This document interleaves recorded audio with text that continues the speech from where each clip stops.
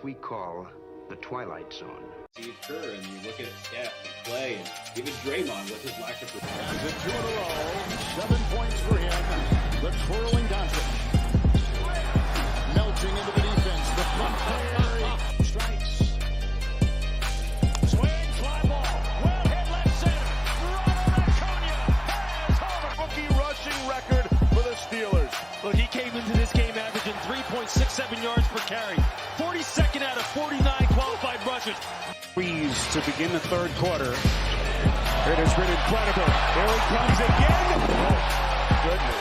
And a Greek basketball god. And he was a great guy that teaches the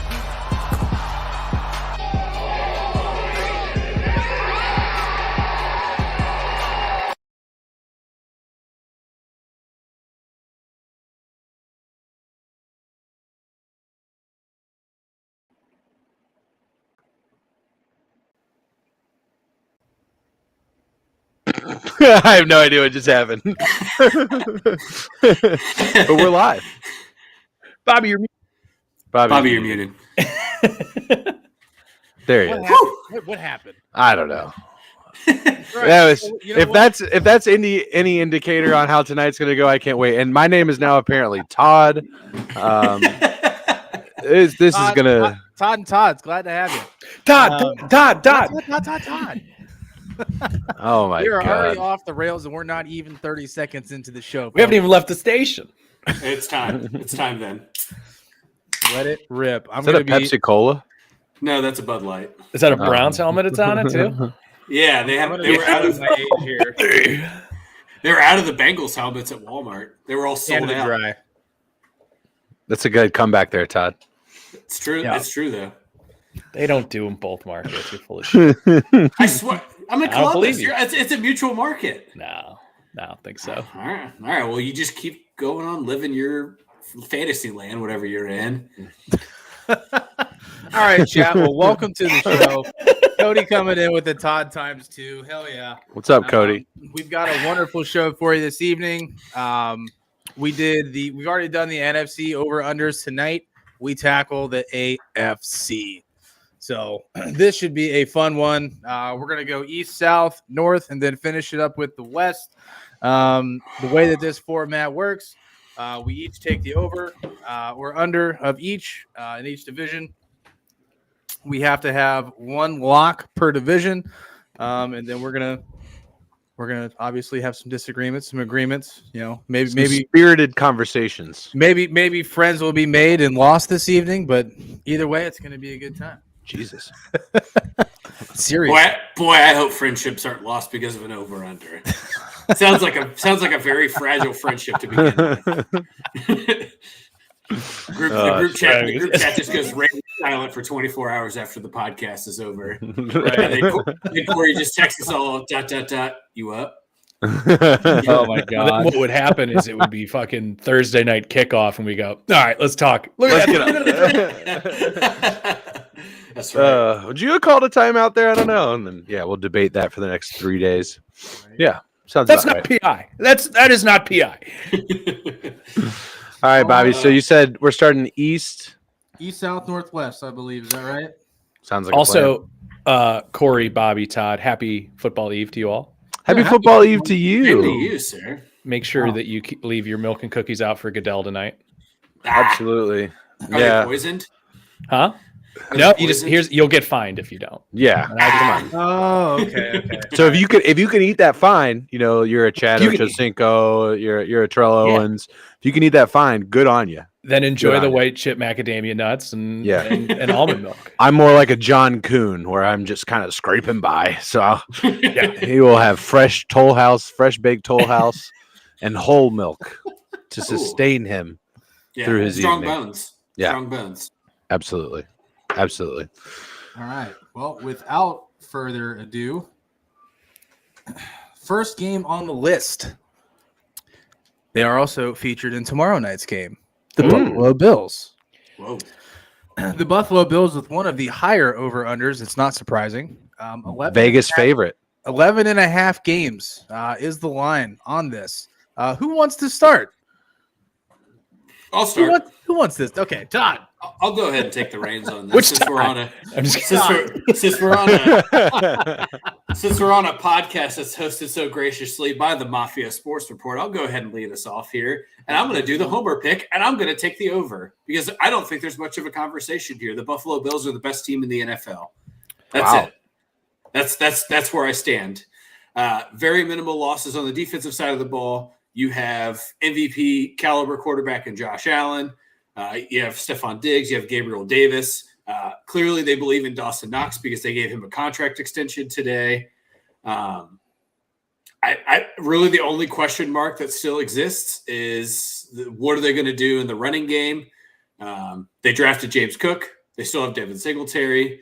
And I think all of those things added together is 13 wins to me. Todd? The other Todd?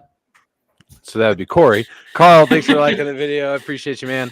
Thanks for dropping by. Everybody, if you haven't already liked the stream, please do so and share with your friends. I'm going to take the over here as well. I think 12 games totally achievable for this team in order for me to bet that. Do I think they're the best team in the NFL?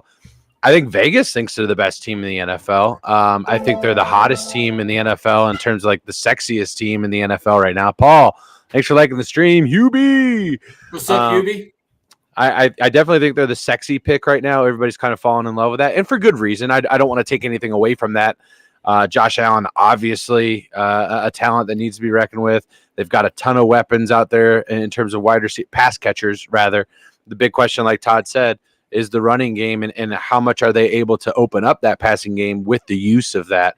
Obviously, the addition of Von Miller is a big thing. We've seen that he can be effective. We saw how effective he was in Los Angeles last year en route to a Super Bowl. Is he going to get his third ring with a third team? That is to be determined. I'm just not convinced that they're the best team in football yet because we haven't played a game. We haven't played a single game yet. So I'm not readily convinced as to who the best team in football is yet. Tommy coming in with a comment here, Aaron, before you get started. 34-16 over the Rams. Calling a shot. Calling a shot. I like it. That's a lot. Here's the thing. I think points though. It's a fair line. The juice is certainly favoring the over, right? It's minus 140. You're getting plus money to take the under.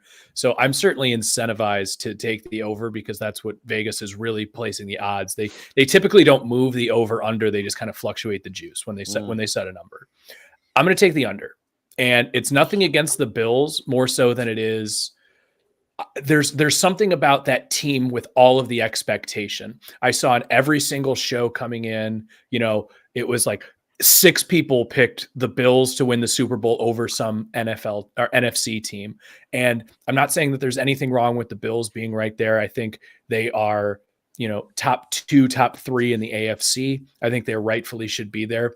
Let's not forget, though, there were a couple games last year that they kind of, let slip away. Obviously, starting off with a loss with the Steelers last year. That's a game they should have came in and won. They lose a game 6-9 to the Jaguars last year. It's not like Josh Allen is just this Band-Aid that is going to fix everything. He's great. He's fantastic. He's right there in the MVP conversation. But this is, you got to make it a little bit interesting here as well. And while we are playing this as a game, with you two taking the over here, I'm kind of leaning on the under. Yeah, but is this the team that you do that on? You know what I mean? Because the pundits are saying they're going to win the Super Bowl. That's not what we're asking. Is are they going to win 12 games? Right? That's the question. Are they going to win 12 or less games? Is really the question. So, I mean, they get the Jets twice, right? They get the Jets Dolphins twice. I'm a lot higher on the Dolphins this year, I think, than most. Okay, well, we'll get to them. I'm not even saying, here's the thing: sweep the Jets. That's fine. I think they split with the Patriots. I think they split with the Dolphins. I think that's a fair thing to say. So sure. Then you got the AFC North, and then you got the NFC North in terms of the divisions that they're playing. I just feel like the AFC in general, because there are so many good teams in it, I think it's going to be such a dogfight for the top of that. If the Bills end up being the top team in the AFC, I will not be surprised. But I am just leaning very, very slightly on that under just because of the weight of expectation. Yeah, I think. Sorry, Bobby. I was just going to comment on that again. Is just like, I think we are seeing how competitive the AFC is versus the NFC, given that we're looking at an 11.5 as the top line for an AFC team, whereas we were looking at 12.5, I believe. No, the Bucks were 11.5. Was it 11.5? Was the highest? The NFL doesn't, or Vegas doesn't love, if you do 12.5 or even 12, you're asking for 13 wins, which is kind of ridiculous. It's a lot. Exactly. But somebody will get there. Somebody will win 13 games this year. Right. But my point is an 11-win season for the Bills is not disastrous. That is still a potentially Super Bowl bound team. Sure. There's obviously injuries that come into play. And I'm not rooting for injury and I'm not predicting injury or speculating that, but there are so many things that can go wrong in a season that 12 wins is so hard to do to set that as an over under. I think you're safer at the under pick. I like your logic there. And obviously, like you mentioned, the juice leads you to take that in terms of if you're going to throw a $5 bet at something, why not it be the under? But Bobby, where are you going on this one? It's tough, right? Because they obviously have the ability to win 12, 13 games. 11 sounds great. 11 wins is definitely achievable for them. Are they going to stay healthy and are they going to get to that 12 and 13? Yeah. And that's kind of where, I'm on the fence. But I'm leaning towards the over on this one just because I think the Bills are a very, very well put together football program. There's not much I can add to what you guys have already said. But I've got the over on this one, but it's tight. It can go either way. Yeah, and we didn't even mention what they put Tre'Davious White on the PUP list, I believe, right? Yep. Which is their top cornerback. Right. And I'm not like Von Miller's great, but he's pretty old at this point. Yeah. I like the Bill. I don't want that to come across as me not being pro Bills, especially thanks Mafia Sports Report. You can send all the hate. Let me shit on your team for 5 minutes. Thank you so much. No, I didn't shit on their team. I'm saying Bills winning 11 games is not disastrous. Yeah. No, I don't think your logic's bad at all. I just my perspective of it is. Well, you think they're the best team in the NFL, so I do. I absolutely do. And I'll stand by that. And I'll say it emphatically again. I think they're the best team in the NFL. I don't give a shit if they have played a game or not. I'll stand by that until the end of the season. Hey, I like if it. They win 11 games. But does the best team in the NFL always go into the playoffs with the best record? Like, look at the Titans last year. Were they the best team in the NFL though? You were calling the best team in the NFL last year? No. I'm not saying that. But what I'm saying is, like, from an over/under perspective, Vegas is projecting them to have the most wins. Right. I'm saying that doesn't always equate to it, is what I'm saying. No, I do not think that. Okay. I'm saying the reverse of that. Got it. Okay, got it. Hubie, I agree. The Dolphins are definitely trending upward. They are actually our next topic of discussion. I'm assuming nobody wants to lock the Bills over under. No, I'm not touching that. Yeah, I didn't think anybody wanted to do that. Dolphins are next. They are at an even 9 games. No halves. 9 flat. We're going to kick this one to Aaron to get started. 9 is the number. The Dolphins are going to win 9 games. So the question is, if it's not a push, which side does the coin land on? Yeah. Oh, it's tough. Are you a Tua believer? That's what this comes down to. I love what they did on offense. Obviously, bringing Tyreek Hill in. I like Chase Edmonds a lot. Jalen Waddle is like the perfect wide receiver too that you can have. What's their tight end's name? Gesicki or Gesicki, yeah. Mike Gesicki, yeah. Yeah, exactly. I think they have a more potent offense. If this was at 8.5, I'd be smashing the over. I think 9 is the perfect number. 10 is too rich for my blood. If it's going to fall one way of 9, it's going to be the under. Yeah, I'm right. I'm right there with you, Aaron. I'm taking the under as well on this one. Honestly, just given that I think they are the 3rd best team in their division right now. I agree that they could split with the Bills. They could split with the Patriots. But if I'm already giving up 2 divisional games minimum right there, that makes it very difficult for me to think that the Dolphins are going to go out to the West Coast, the Dolphins are going to go into Lambeau and be successful. The Dolphins are, going to face off against the AFC North and be successful. They're going to even face a Vikings team, which money is riding hot right now, by the way, on the Minnesota Vikings. So, which I don't fucking understand that one, but we already talked about the NFC, but right. I just think they have a lot stacked against them to just say that, yes, this team is guaranteed to go over 500. So if I have to lean one way or the other, I'm going to go the under on this one. Gotcha. Hubie said he's taking the over at 11.5 wins for Buffalo. So it looks like Aaron is the lone man on the poll there. I'll take it. Jeff, we love you too, brother. Appreciate you. Thank you, Jeff. Jeff, you are the fucking man. You know that? I just hope you know that. When you rest your head down on your fucking pillow tonight, I just want you to know I'm the fucking man. Absolutely. Todd, over to you, sir. I mean, it's hard to do the even game, but similar to Aaron, just kind of swaying his direction here with Buffalo. I'm going to take the over on Miami here. I think Miami is one of my wild card teams going into the postseason.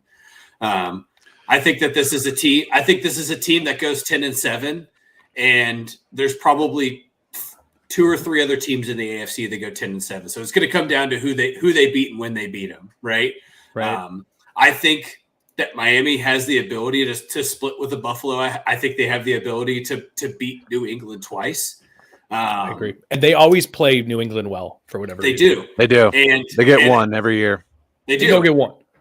And I think for me, I'm hedging my bets more on the fantasy side for Tua. Is I think that as in our conversation that we had about his completion percentage last year being so high, and Aaron discussed that he's a check down guy.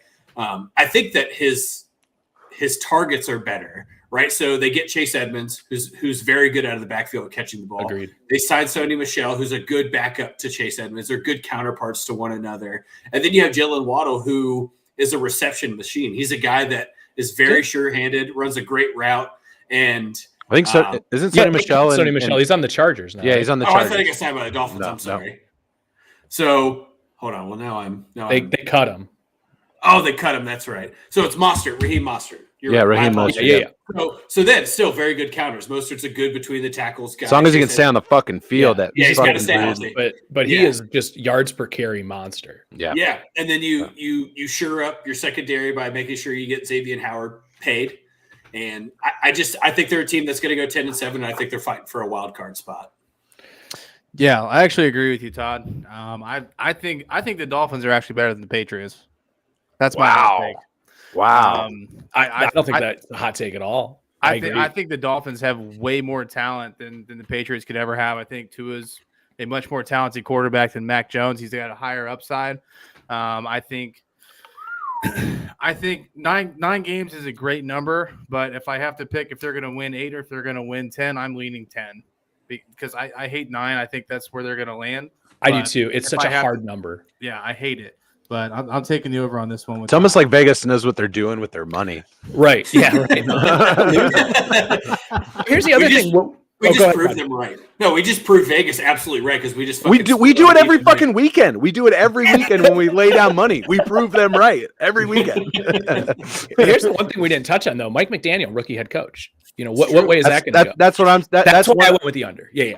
I'm right there with you on that. And I don't think that they have the better quarterback in terms of New England. I don't know if that's where we're going next here in the AFC East. I think Mac Jones is better. Why not than Tua? Yeah, I absolutely. We're headed to the Pats next 8.5. They're at 8.5. Go ahead, Corey.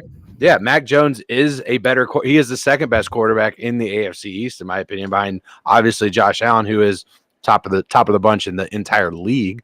So the bar is set pretty high there. Not only that, Mac Jones has been in a more consistent program in New England, has a more experienced head coach in New England. And since when has Bill Belichick needed weapons to have a productive offense? He hasn't.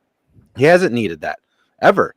The only thing to be said about the production of the offense is now that the guru of their offense is gone, being McDaniels now in Vegas. We saw he left and then came back, and how the offense flourished when McDaniels was there. That is going to be a question mark. They've got Devontae Parker now in New England. Don't forget about that. That is going to be an asset for Mac Jones.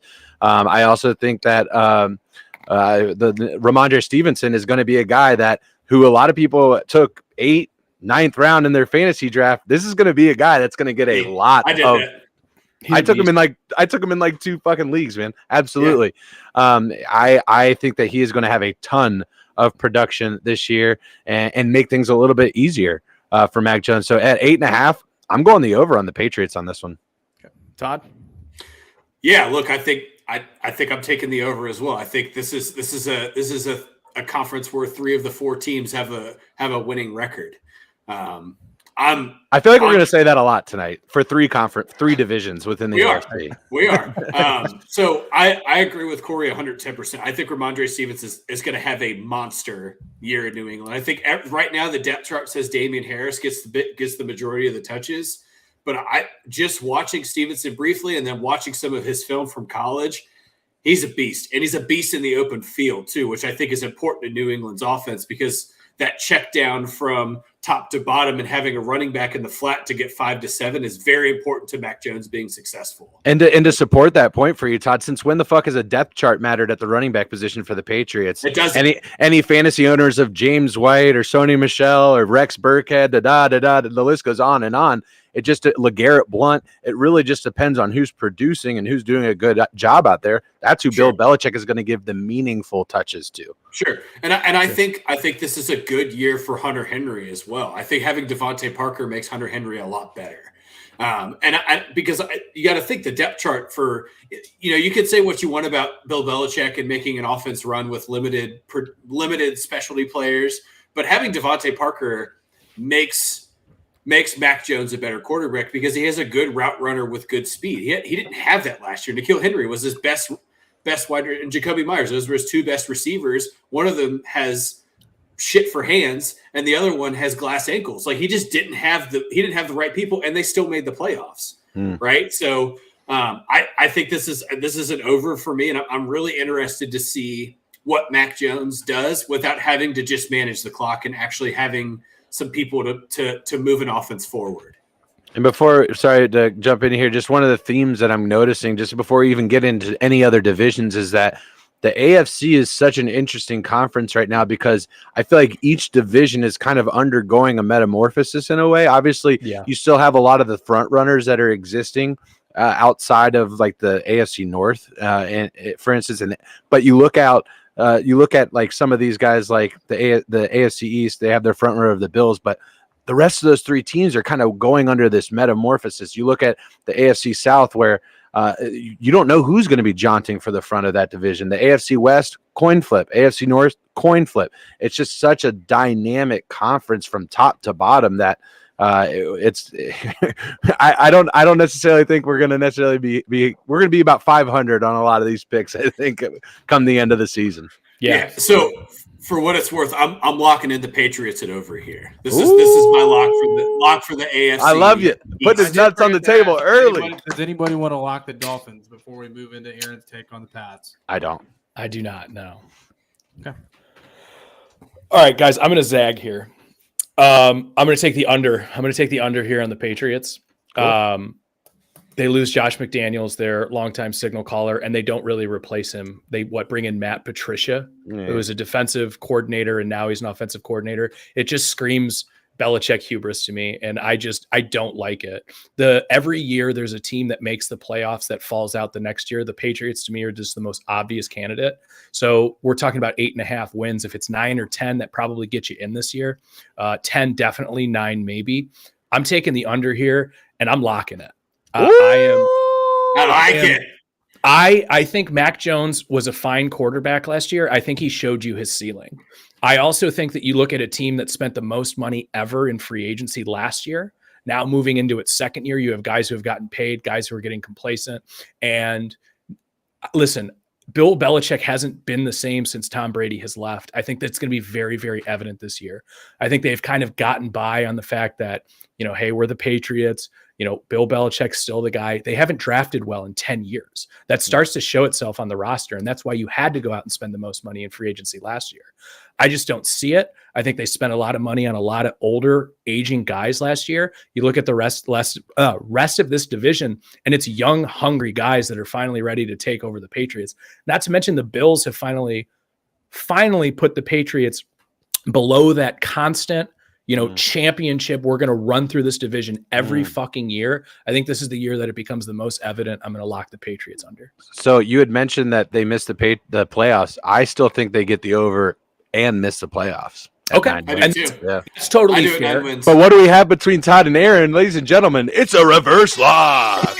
Here's the thing: all of my locks for the NFC were overs, so I thought, hey, let's start here with an under. But I had this one as a lock. All of mine were under, so we're on the same page. Perfect. There you go. We didn't have I think we only had one reversed. It was San Francisco. Yeah, and it was like the last pick of it. Cool. Well, I actually agree with Aaron here. I think it's the under. I think Belichick's coming towards the end of his career. I think. Well, statistically speaking, yeah, that's factual. I'm just saying, I think his coaching style is very, very, very old school, and it's not going to be received well by a lot of the young talent that is there. So I would give him maybe another 2 or 3 years tops, and these last 2-3 years for him are going to be terrible. So I'm taking the under. I'd love to see it. Right. I'm not locking it because I'll believe it when I see I think 9 is a somewhat achievable number for them, but I think 8. Yeah. I mean, he's the fucking Darth Vader of our generation, right? Tez, what's up, Tez? I think unless you're a Patriots fan, you don't want to. You want to see him gone. Here's the thing, Todd. Vader had a redemption arc. Okay, he did. Palpatine. It's true. He was standing amongst the fire at the end of the movie. Okay, he was just with Luke, Yoda, Obi-Wan. He was one with the Force. Right. So look, maybe that means Tom Brady and Belichick and Wes Welker. They all ride off into the sunset jerk each other off. Yeah, it's just a big circle jerk on Epstein Island, just talking to each other about the glory Jesus, bunch of Botox. All right. So we got our locks here. I'm only showing this because I know we got a ton of Bills fans that are coming in out of Mafia Sports Report. Tez, huge member of the Rally Town Sports family, coming in with a "Let's go Rams, run it back." We got a great guy. Football is back tomorrow. Can we just pause all this for a second and just talk about how awesome of a game that we're gonna have tomorrow night to kick off the NFL season? Like Bills, come on, like Bills, Rams. But not only that, there's so many week 1 storylines that are just fan-freaking-tastic. I'm so excited about it. Obviously, you have the Baker Cleveland game. You have Russell Wilson in Seattle. Yeah. I mean, the NFL schedule makers just absolutely knocked it out of the park. They did. You know what? Bengals are playing the Steelers, right? Bengals are playing the Steelers. Yeah, rivalry. That's always a good matchup, regardless of who's on top or not. I'm really, really excited about it. And you know what? Big week for Red Zone. Big Red Zone week. Love it. Hell yeah. Tess said awesome first game of the season, whether it's your team or not. Yeah. I mean, I'm amped up for tomorrow night. I cannot wait. Cannot wait to watch this game. All right, moving on. The last team in the AFC East. I just lost my train of thought. I was the New York Jets. The Jets. No, they're easier to forget. So yeah. I was literally reading it and I couldn't think of anything to say. 5.5 games is the line on this. Todd, to you. Oh, geez. I got to take the under here. Zach Wilson, Joe Flacco are not. It's just a rough go about it. You have neither of your starting tackles, if I'm not mistaken. Mekhi Becton out for the season. Greg Snead out for the season. You have a very young backfield in Breece Hall and Michael Carter. You kind of have question marks at wide receiver because there's still guys kind of figuring it out. You have Elijah Moore, you have Garrett Wilson, Berrios, Corey Davis. Defense is still lackluster, even them going out and drafting Sauce, which he's played great in the preseason, but one defensive back doesn't stop every single play. I think we're looking at one of the first 3 picks in the NFL draft next year in this team. I can take that. Yeah, I mean, they came out today and said Zach Wilson isn't going to play until at least week 4. I'm certainly not going to ride with Joe Flacco. 5.5. Can they win 6 games? Maybe. But let's take a look at their schedule. Okay. So we're going to start Ravens, Browns, Bengals, Steelers, Dolphins, Packers, Broncos, Patriots, Bills, Patriots, Bears. There's not even a penciled in win until November 27th. And I don't even know that they win that game. They have the Bears and the Jaguars and the Lions outside and the Seahawks. Outside of that, there just really aren't a lot of games on their schedule where you're like, all right, can they beat the Browns? Sure. Can they beat the Vikings? Maybe. You know, like there's games in there. Can they take one from a division rival? Absolutely. I love what they did in the draft this year, but that team is still way too young to show me anything. And until the Jets can show me that they can win on the field, I can't take an over of 6. New York always has an inflated win total because New York always wants to bet the over. And they're one of the largest betting markets out there. It's just, I don't see, part of it, sure, playing the schedule game, on football eve is hard to do because there's so many variables between here and there, but just look at their schedule. I just don't see where the wins are coming from. I think it's an easy under for me, just not easy enough to lock it. Corey.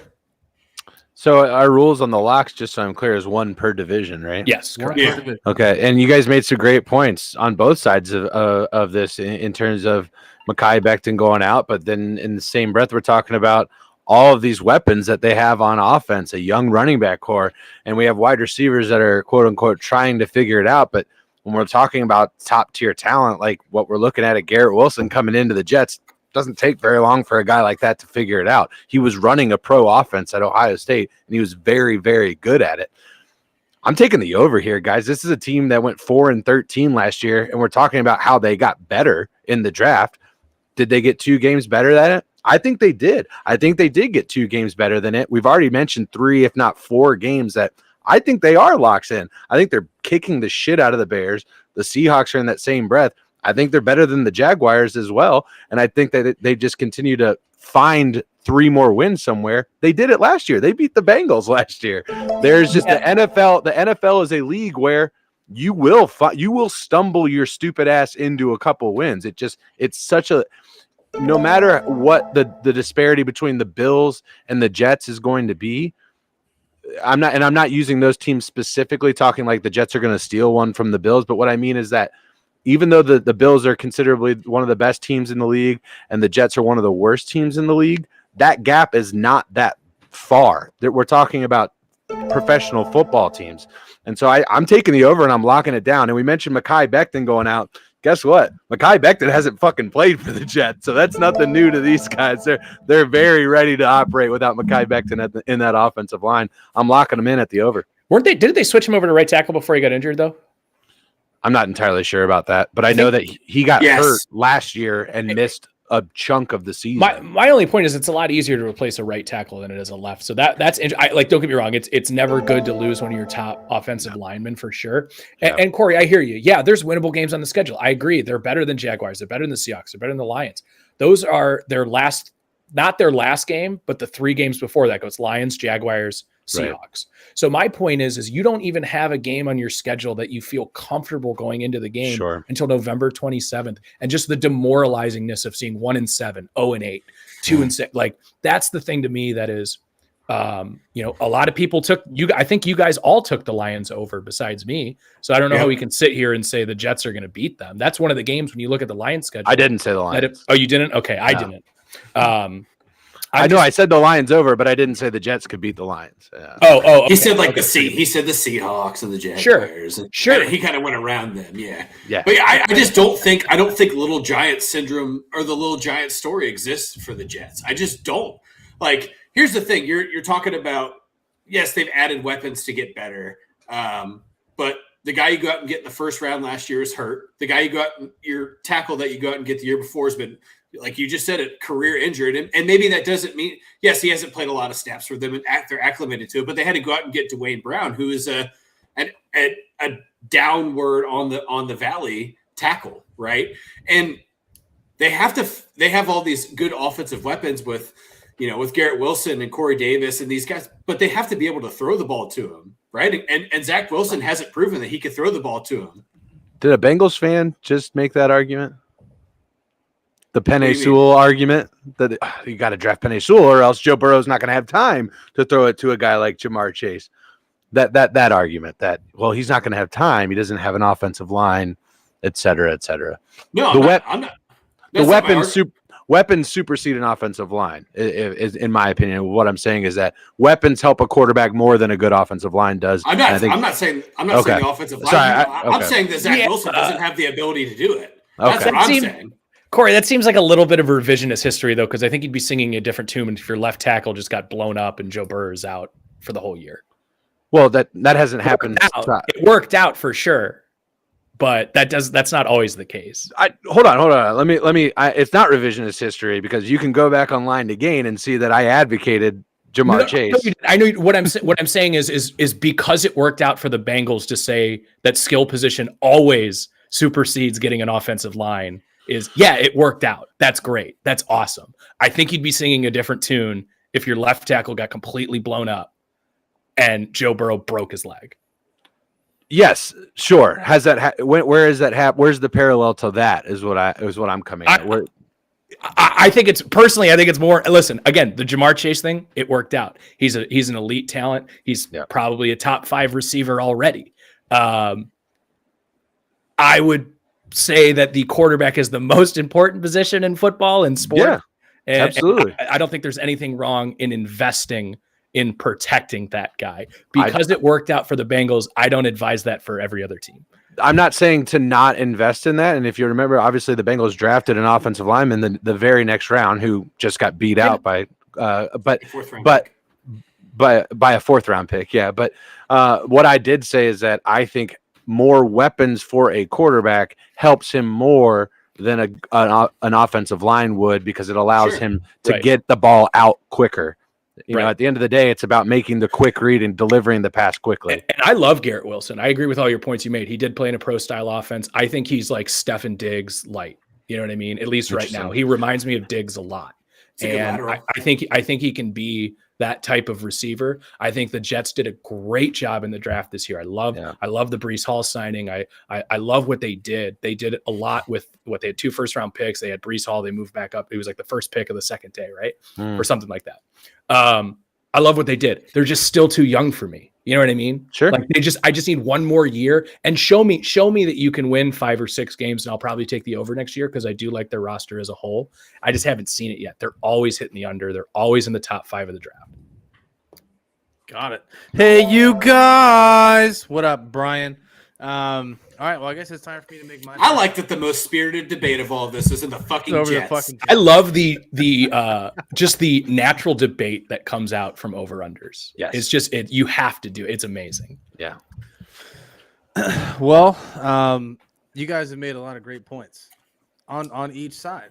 Well, if you don't go last every time, you can probably make some good points too. Yeah, I feel like you know what? I enjoy it. I like soaking it all in. You know, I feel like Bobby is Anderson Cooper at a CNN presidential debate right now. He's got his pen there. And so we're getting back to the topic here. I love it. This certainly has like a 9 o'clock CNN vibe where we're all just yelling, "Nah, you fucking shut the fuck up."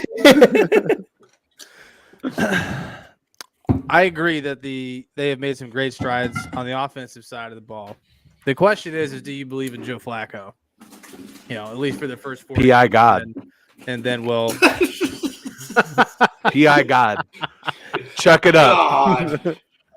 Very true. I love that that's what his career has been made out of. Yeah. Wins the Super Bowl. Incredible at creating pass interference penalties. The best at it. The best in the league. Absolutely. I'm gonna have to. I think 6 is too many games. I think 5's the number for these guys this year. And I'm gonna lock the under on this. And that is a reverse lock. 2 reverse locks in one division. Yeah, I'm bricked up. Let's get it. Let's move on to the AFC South. One of the worst teams in the NFL, vying for a number 1 pick this year. Again, Houston Texans. 4.5 games. Yuck. Bobby, you go first. Ooh. I don't want this one. Well, you need to go first, but I'll go ahead. I'll go ahead and take this first. I don't want this one.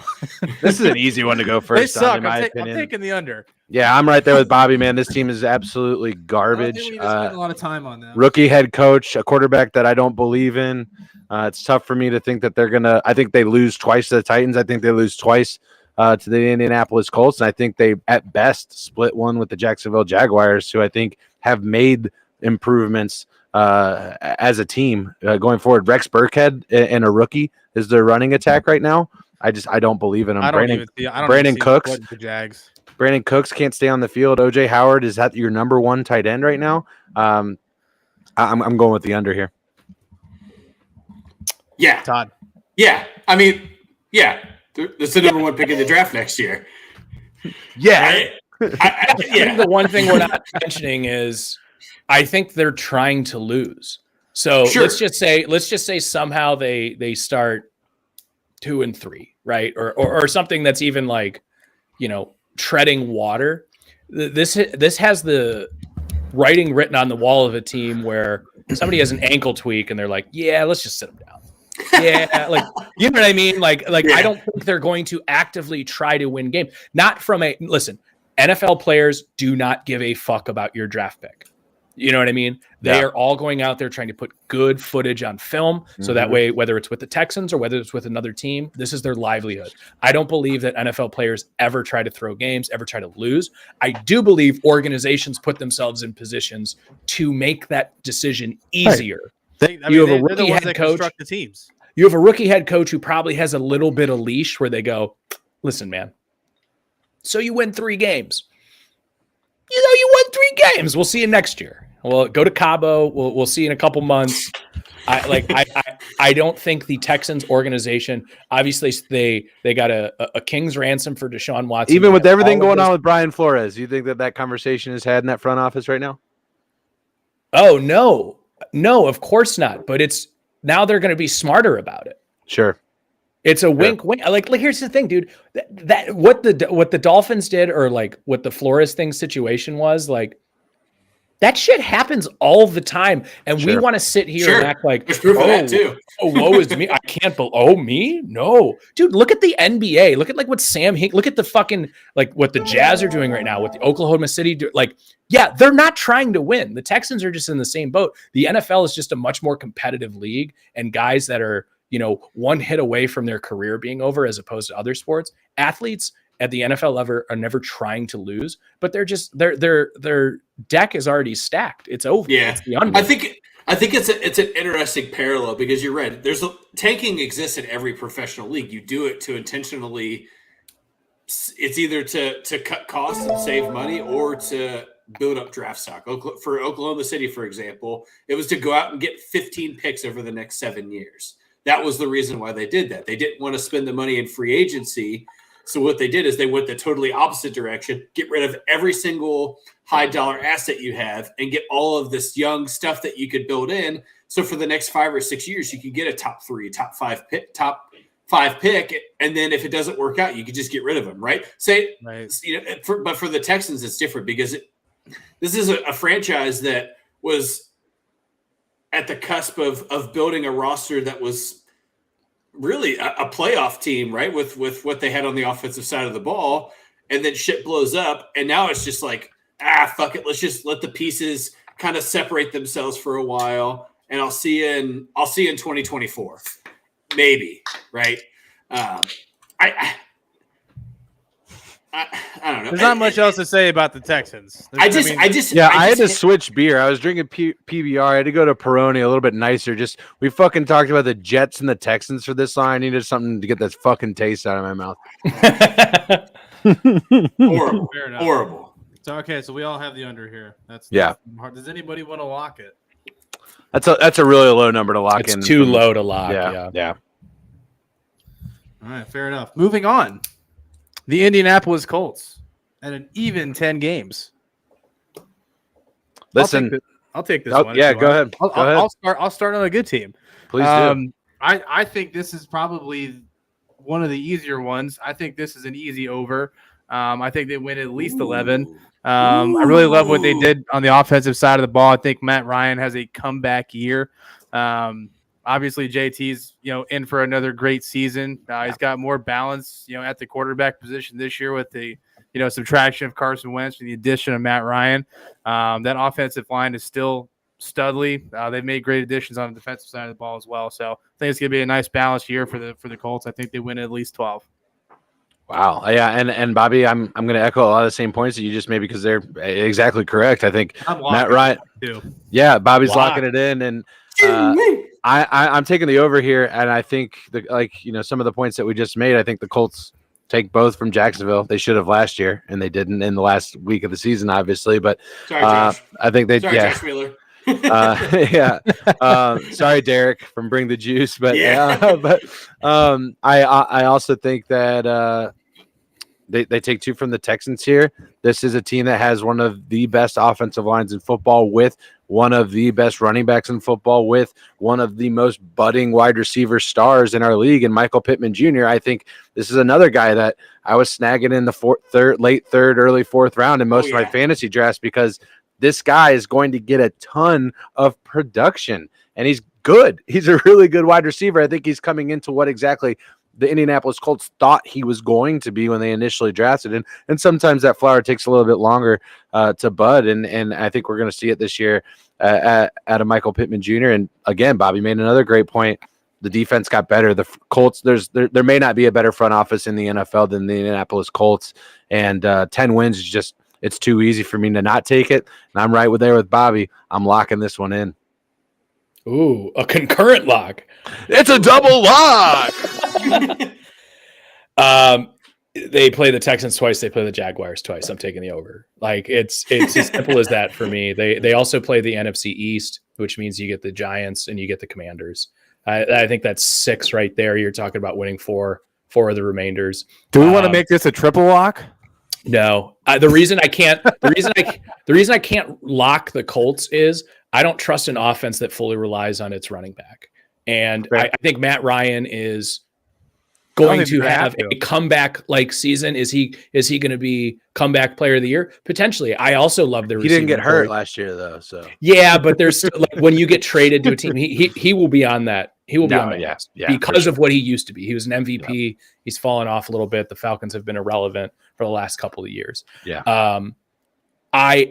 Just the Jonathan Taylor piece scares the hell out of me, just because I think their offense goes the way that he goes, the way that they utilized him last year. He had a big workload. I think people are just penciling in the fact that he's going to do it again. I think he will show some regression because the Colts were so reluctant to let Carson Wentz throw at the goal line that they're like, Jonathan Taylor, take it 3 times. And if we get in, we get in. Otherwise, it's a field goal. But I'll be damned if I let this guy even throw the fucking ball, because that's how their offense went. And that almost got them into the playoffs. That's how good Jonathan Taylor was. Josh, thanks for sharing the stream, buddy. I think it's easy. I think it's an easy over. I think they're going to win the division. I think that's all well and good. I can't lock it though. So I just, on your Jonathan Taylor point, I think that the addition of Matt Ryan will allow them to not rely on him as much. Wait, because I'm going to get into that. Okay. Well, Todd, ladies and gentlemen, Todd Gotcha. You're spilling. I'm stealing your thunder. You're using all of my over conversation. I'm just taking all of your big tea, and I'm taking all of it away. And you brought up the person that's going to the reason why I'm taking the over. It's Michael Pittman Jr. getting a quarterback that could throw the football to him. Here's the thing: Michael Pittman Jr. He checks all the boxes of a top 10 NFL wide receiver. He's big. He's fast. He can jump. He runs excellent routes. And he's still super young. He has crazy young legs underneath him. And you're right. Jonathan Taylor will regress because he's not going to have to touch the ball 40 times a game. He doesn't have to do that anymore because they have a quarterback that has proven, although age is not on the side of Matt Ryan, but he's proven that he handles the ball well and he manages the clock better than Carson Wentz did. And I think that Indianapolis went out and the depth chart doesn't look great on the wide receiver side, but going out and getting Alec Pierce in the 3rd round, I think, to me, for a rookie that hasn't played a snap yet, that's one of the best value picks of day 2 of the NFL draft. This is a guy at UC that was damn near breaking records by the time last year was over. And again, is an excellent route runner. He'll do very, very well for them in the slot. And if you watch any of the Lions and Colts, that in-game script, he destroyed Jeff Okudah time and time again. And Jeff Okudah, don't forget, is a top 5 pick, right? So top 3. Yeah. So I think that he's a guy that he's going to be a guy for the fantasy side as you get into the waiver wire week 3, week 4, as the season starts filming and he gets his NFL legs underneath him. Because again, we've talked about it. You can't talk about a rookie being top tier until they get their NFL snaps in. But this guy gets his legs under him and gets snaps in. I think that he's a guy that has a ton of upside for the Colts and gives Michael Pittman excellent relief to be able to go out and get the long ball as Matt Ryan can throw. So I'm actually going to lock this in the over. Oh, a triple lock. A triple lock. Aaron, one more time to make this quad lock. No, what's the point of that? Yeah. he's got us all in the same boat, ready to sink. He's gonna go take a different one. Yeah, honestly, I'm closer to switching to the under. All right. Well, next on the board, I think we're gonna have a little bit of separation here. We've got the Jacksonville Jaguars at 6.5 games. 6.5 is a tough number for Jacksonville. Aaron, I'll let you lead it off. Urban Meyer's gone, and that's just I don't know how many wins that's worth, but it's worth something. I think everyone is forgetting how much of a quarterback prospect Trevor Lawrence was coming into the draft. I mean, he's probably the closest we've had to a sure thing since like Andrew Luck. I mean, even, Joe Burrow was great, but he's just a little prospect though. Yeah, he was on the older side. You know what I mean? Like he was an adult man when he got drafted. Yep. You know what I mean? So he had a master's degree. Yeah, exactly. I'm taking the over here, guys. I think there is going to be some good things that you see in Jacksonville. I think everyone got on the Christian Kirk.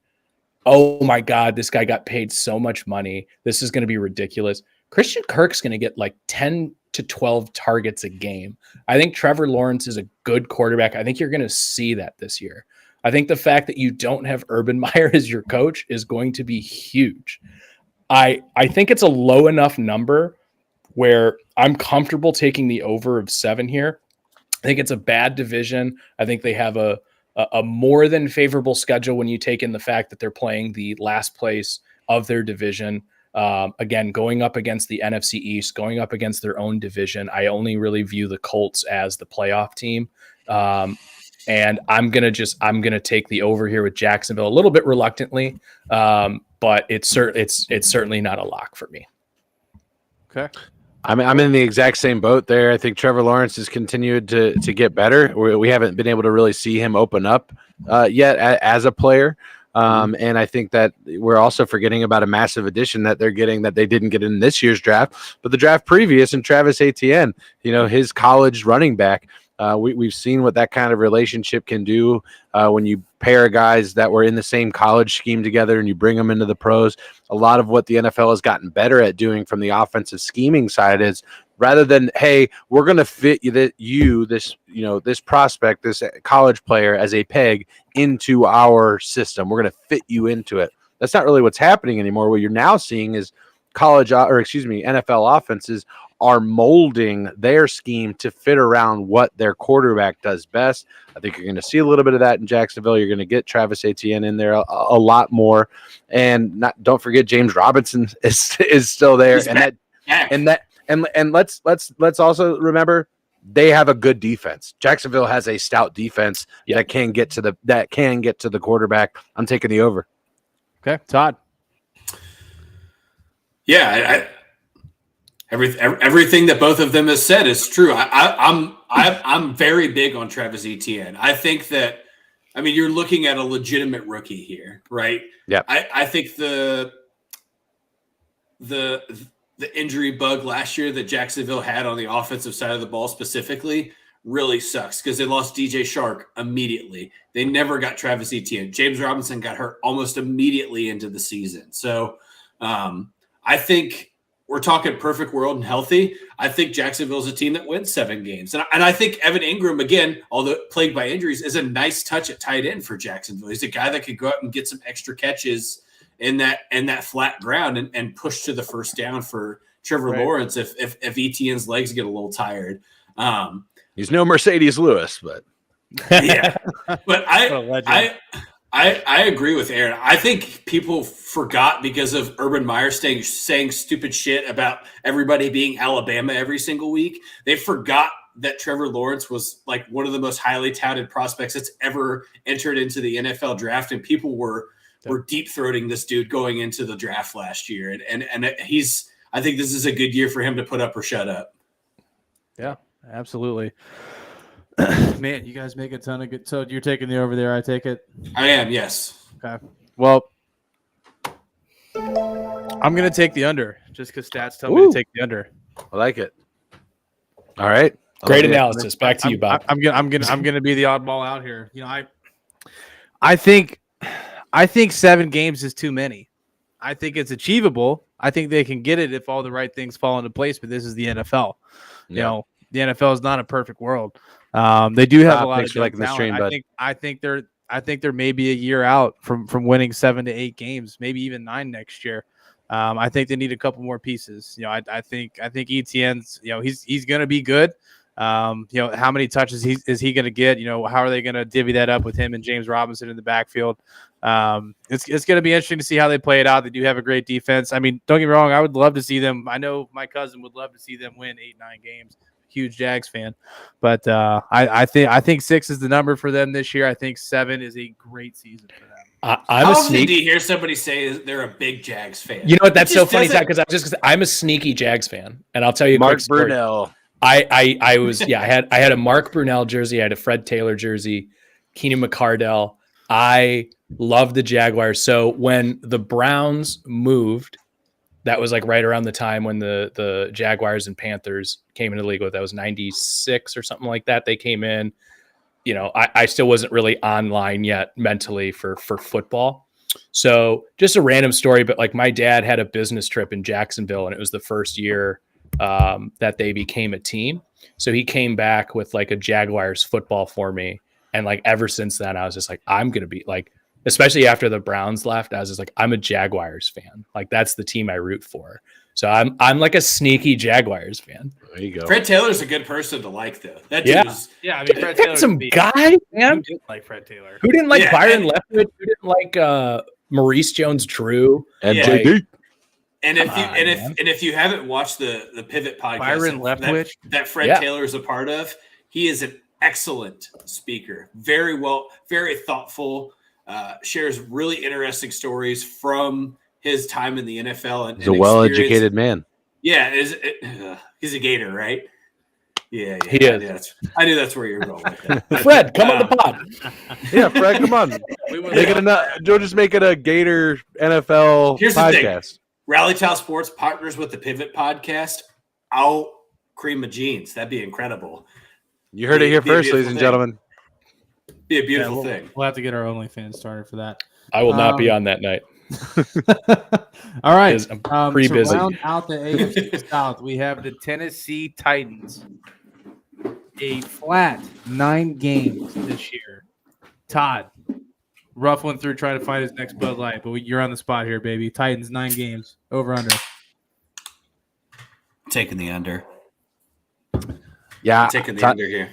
Todd, I'm with you here too, man. Aaron made some points earlier in reference to the Colts that I'll echo here for the Titans. Is that, one, I think that playoff game loss to the Bengals, I think that took a lot of wind out of the sails of that team. Aaron made a point of not trusting a team that relies so heavily on the run game. I think there is going to be some exposure to committing to stop that. Derrick Henry, you talked about regression for Jonathan Taylor. I think we probably see it a little bit here for Derrick Henry. There's not a running back on earth that can continue to take the workload that he has taken over the last 3 seasons and still produce at that level. Not in today's game. Certainly not in today's game. Sure, and do I think that means he's going to be bad next year? No, he's probably still a top 5 fantasy running back this year if I had to bet on it.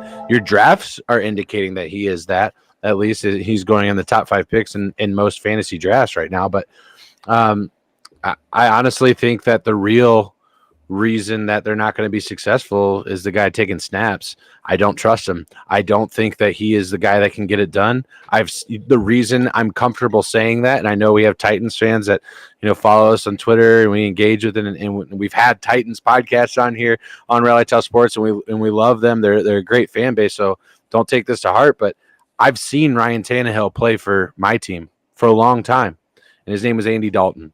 And in my opinion, they're the exact same kind of quarterback. It was really exciting to see Ryan Tannehill's resurgence back into the league once he was traded from Miami. He got that hefty contract. He was very productive for that offense. But what have you done for me lately is ringing truer than ever. And if it took the wind out of anybody's sails in that organization, I really think it was Ryan Tannehill. I think he feels threatened at the number 1 spot, being that they took a quarterback that there's a lot of excitement around. Now, it wasn't a first-round draft pick, but I think there's a lot of people sitting there ready to see what he can do. And I think that weighs heavy on his mind. And so I'm taking the under. Yeah, I think Titans fans are patiently impatient for Malik Willis. I mean, you're looking at it, and let's just talk. I mean, AJ Brown's gone, and you look at that depth chart at wide receiver. It is. You're taking all my points. I'm just kidding. Go ahead. Sorry, it's gonna come back someday. It's gonna come back. It's fine. That was awesome. I wanted my fucking time. Okay, I'm reclaiming my time. I wanted my time. But I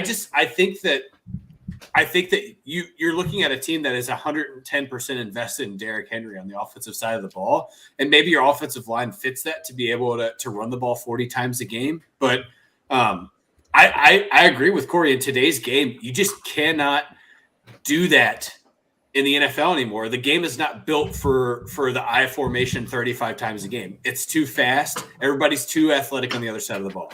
And I just want to juxtapose that to what we said. We know we both took the over on the Colts and lock out. And I don't know if we did lock that in. Yeah, we triple locked the Colts, but I want to juxtapose that with the Colts, because what we said about the Colts was that they have the weapons to not be able to rely. They have the quarterback to not have to rely on Jonathan Taylor as much, which is why we're comfortable taking the difference there and going in the under on a team that offense, has two of the best running backs in the league. There's a lot more there for the Colts that make me, as a generous degenerate gambling, say I will take the over on them and I will take the under on the Titans. Yeah, I'm locking it, guys. It's an under for me, and I'm sorry to our boys at second and victory. I'll even go back to our conversation with them. Part of the reason, like we've said this, Derrick Henry is an absolute beast, and I hope he can buck the trend. But at some point in time, those wheels are going to fall off. There was a little hint of it last year, and he still came back like a monster, and that's great. He's one of the best running backs we've seen in the league for a while from just a pure domination standpoint. He is just a man amongst boys when you see him out there. I have seen this song and dance so many times in Cleveland. The most popular guy in town is the backup quarterback, and you basically just invited that in. If you were really going for it this year, and here's the thing, he fell right into their lap. You can't not take Malik in that position, especially when you don't believe in Ryan Tannehill long term. I don't blame the Titans for doing that from a long term perspective, but part of that to me is signaling punting on the season. I also think 9 is a very, very, what we're saying is they have to hit 10. And also, if I push a lock, I'm okay. I like it. Enough. I'm also taking the under on this. I don't think 10 games is an achievable number for them this year with what they've got going. I can't make any other points than that. I don't think Derrick Henry is going to stay healthy the whole season. I just don't see it. Not many running backs do, to be fair. It's not like we're just calling out Derrick Henry. Like most running backs miss 2 games. 2, 3, 4 games. Yeah. Whatever games he misses, they lose 100%. If he's not in there, they don't even have a shot. Well, not to mention, Aaron, you mentioned he came back strong. The Bengals held Derrick Henry to 22 yards in that divisional round playoff game. It's not like he came back and ran for 70 on like 16 touches or something like that. They shut him down pretty good. They did. I guess I just mean the fact that he came back. But yeah, sure. You're right. You're right. Yeah, he came back during the season on an injury that they thought was going to sideline him for the rest of the year. And because of his pure athleticism, he came back 7 weeks before anybody thought he was going to. Yeah. If I wouldn't have been a rebel on the Jags, we would have all picked the same team, same over under. For everyone in this division. I think it's the most down division in the conference this year. Yeah, which is crazy because the AFC is so stuffed that there's only one division where I'm like, oh, one team is a clear-cut winner.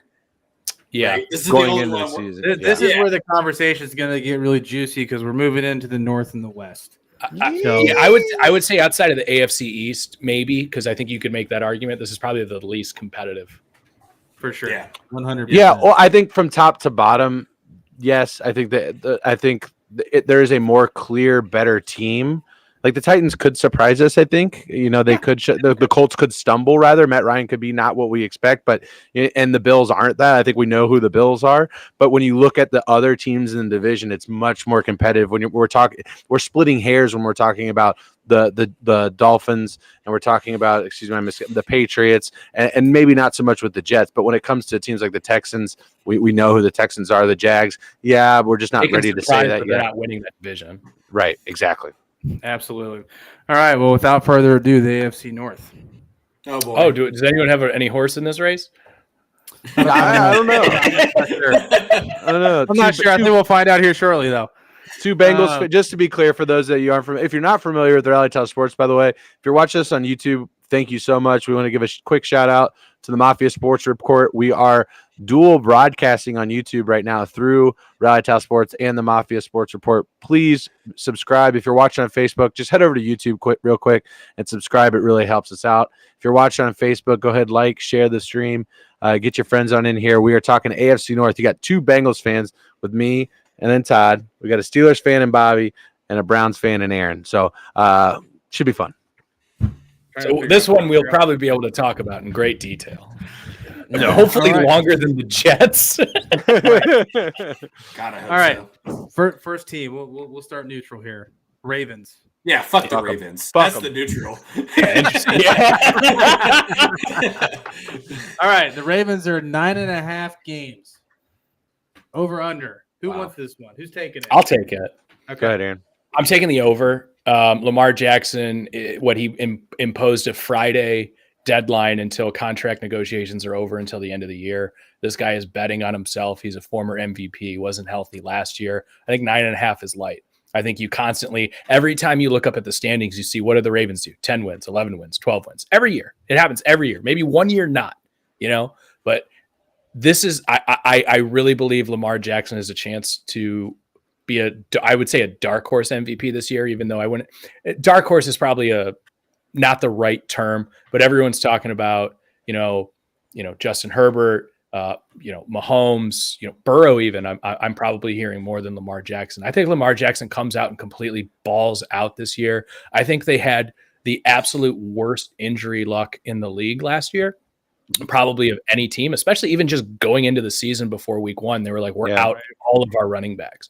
I think you oftentimes see that team regress back to the mean of, all right, well, that's not going to happen again. And obviously it could. We don't know. Injuries are one of the hardest things to predict in sports, especially in football.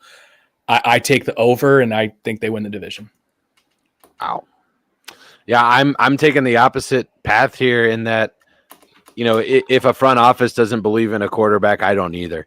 And that's kind of my view on Lamar Jackson. I don't think the Ravens front office believes in Lamar Jackson. I don't think they believe that he's worth a contract like you're seeing for franchise quarterbacks such as Patrick Mahomes, such as Deshaun Watson, et cetera. The list goes on. Russell Wilson, on and on and on, right? Matt Stafford, right? I don't think that they believe in him. And if they did, they would have forked up the money. So if your front office doesn't believe in him, they would have done it 2 years ago. Even through the injury, we understand who you are, Lamar. Well, let's get this done. Or they would have done it this offseason. Hey, you're healthy. Great. We understand who you are. Let's get this deal done. Let's focus on other parts of our team and move forward. The flip side of that argument, the devil's advocate, you could look at it and say the Ravens as an organization have never really valued the quarterback position.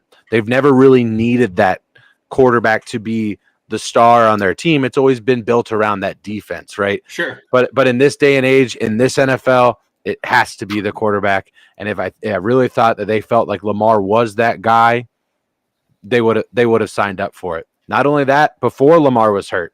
Yes, he was hurt, and yes, that impacted their ability to succeed. Before he was hurt, their offense was exposed. And they were shut down and obliterated. Let's not forget, the Bengals didn't just go out and dollywap Tyler Huntley. They did it to Lamar Jackson and absolutely shut him down. Huntley played great when he played too. Huntley played great. Absolutely. And maybe that's another reason as to why they're doubting. Listen, this is a team. I'm staying so far away from a lock on this one. I can't even see it. I couldn't lock this now. But this is a team, and we talked about this a little bit before. This is a team that has the highest ceiling and the lowest floor for me. They are the most erratic team in the entire division. They could win the division, like Aaron says, but when it comes to 10 wins in one of the most, which I think is the best division in the NFL, I'm taking the under. Okay. Todd. Yeah, I think you look at the Ravens offense as a whole and where your chips fall. So J.K. Dobbins, injuries, hasn't proven himself. Rashad Bateman, injuries, haven't proven himself. Your only sure thing right now that Lamar Jackson is throwing to is Mark Andrews. And Mark Andrews is a great tight end. I don't want to take anything away from probably the best at this point. Yeah. You think Mark Andrews is the best tight end in the league?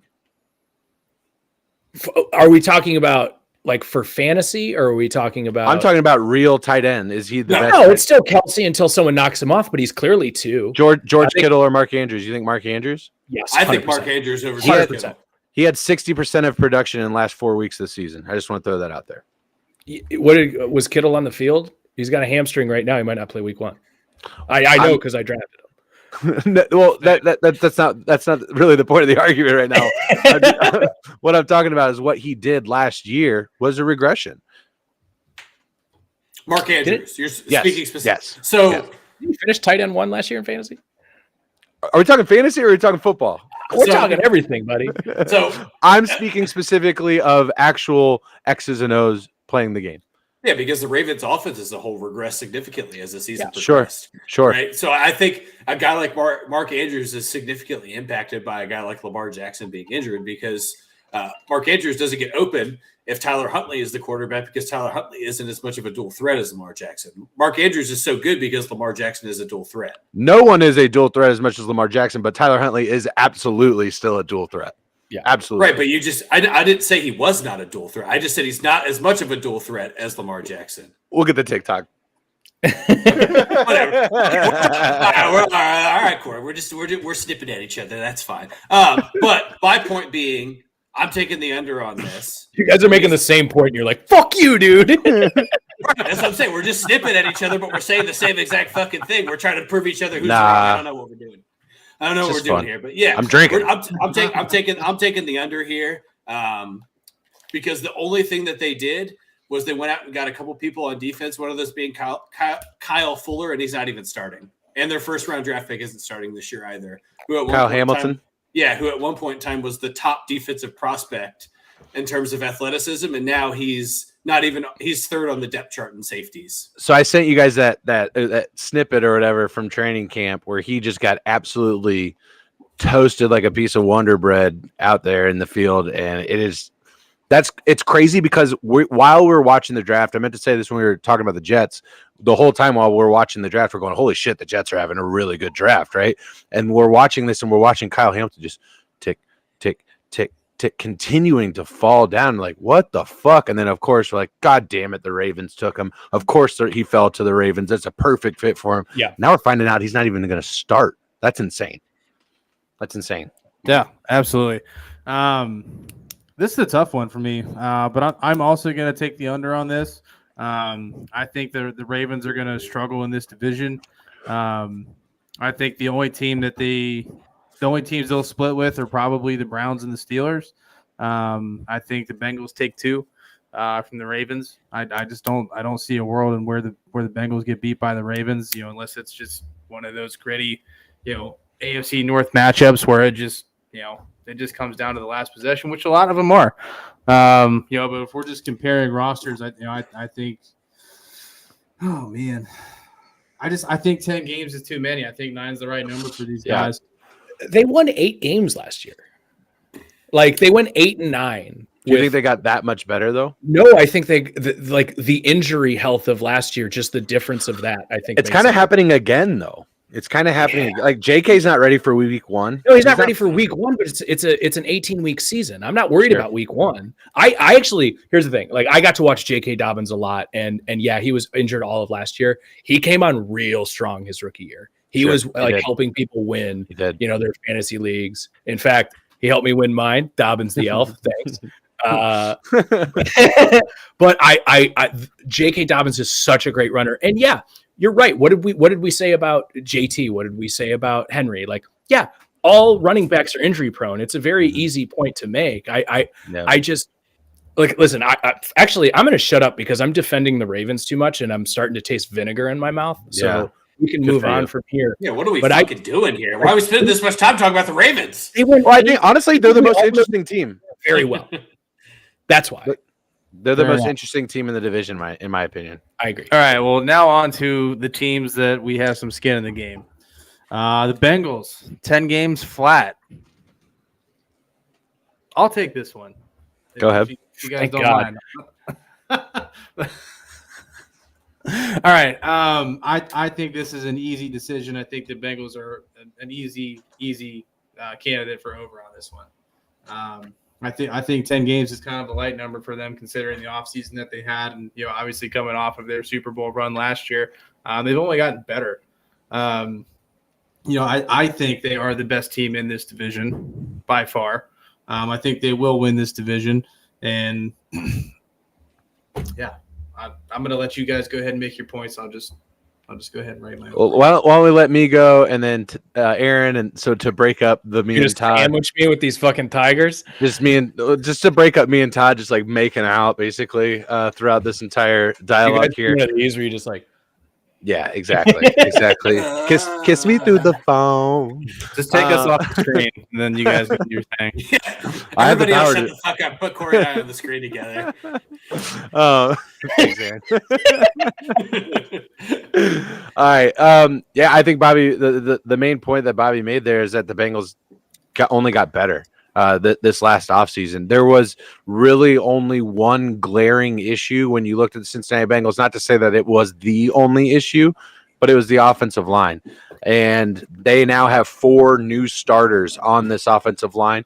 Grain of salt with that. Obviously, the offensive line is something that needs consistency in order to be successful, but we're not talking about 4 new rookies that are coming out here. We're talking about seasoned, proven vets, a la glass eaters, if you will. Lyle Collins at right tackle, Alex Kappa coming from the Buccaneers with Tom Brady at right guard, Ted Karras coming from the Patriots, also blocked for Tom Brady at center.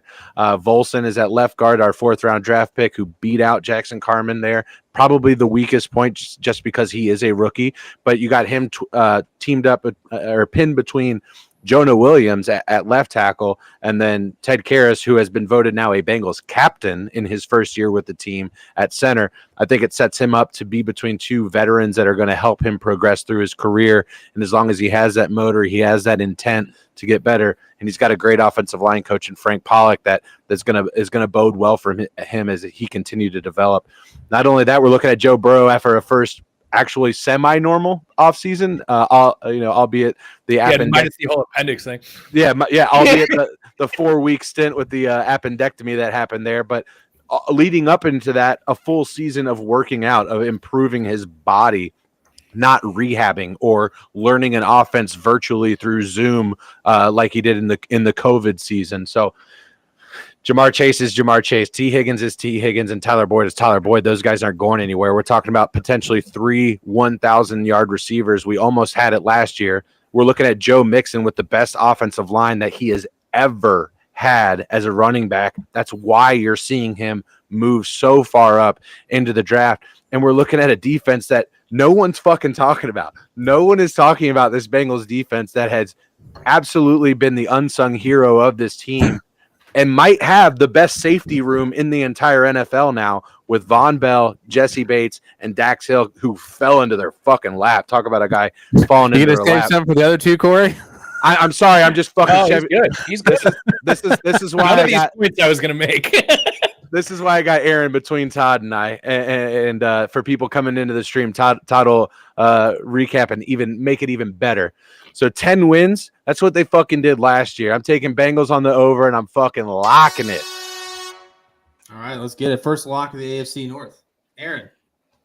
Yeah, I mean, here's the thing. The Bengals, they look great.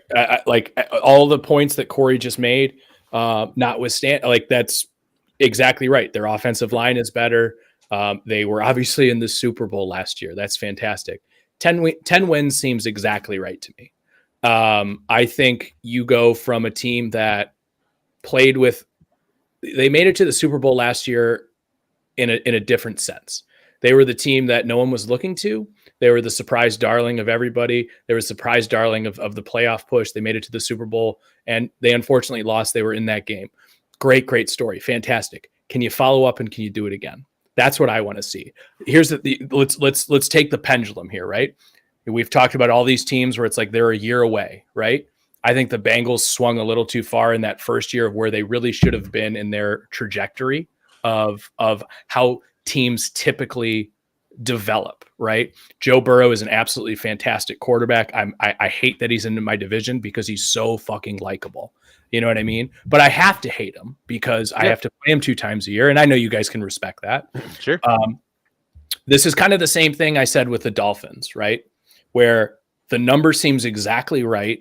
So if I have to fall one way or the other, I'm going to take the under. And I'm going to tell you why here.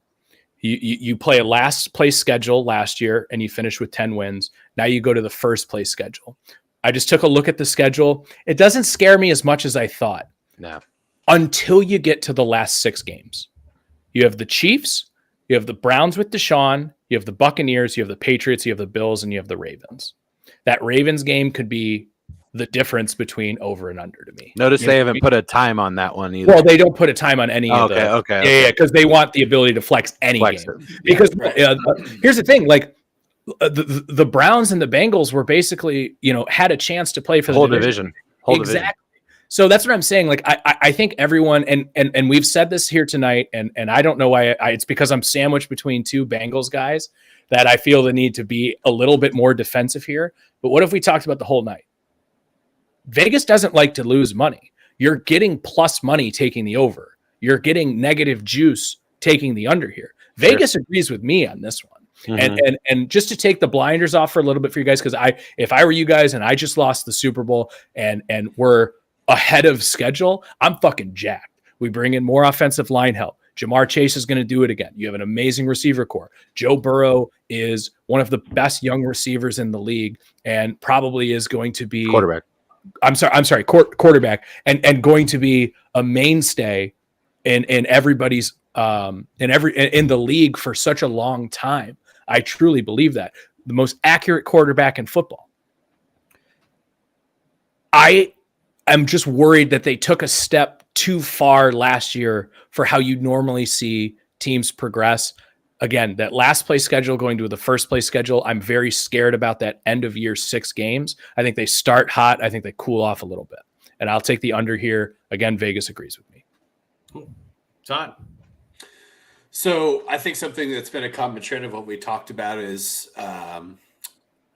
depth, right? So we've talked about depth for a team. We've talked about how are you able to give relief to a running game, or how are you able to give relief to get your defense off the field? So I'm gonna go defense first, and I'm gonna go offense. So when you look at the defensive side of the ball for the Bengals, who Corey said it, I agree, is undervalued fantasy wise, just in general.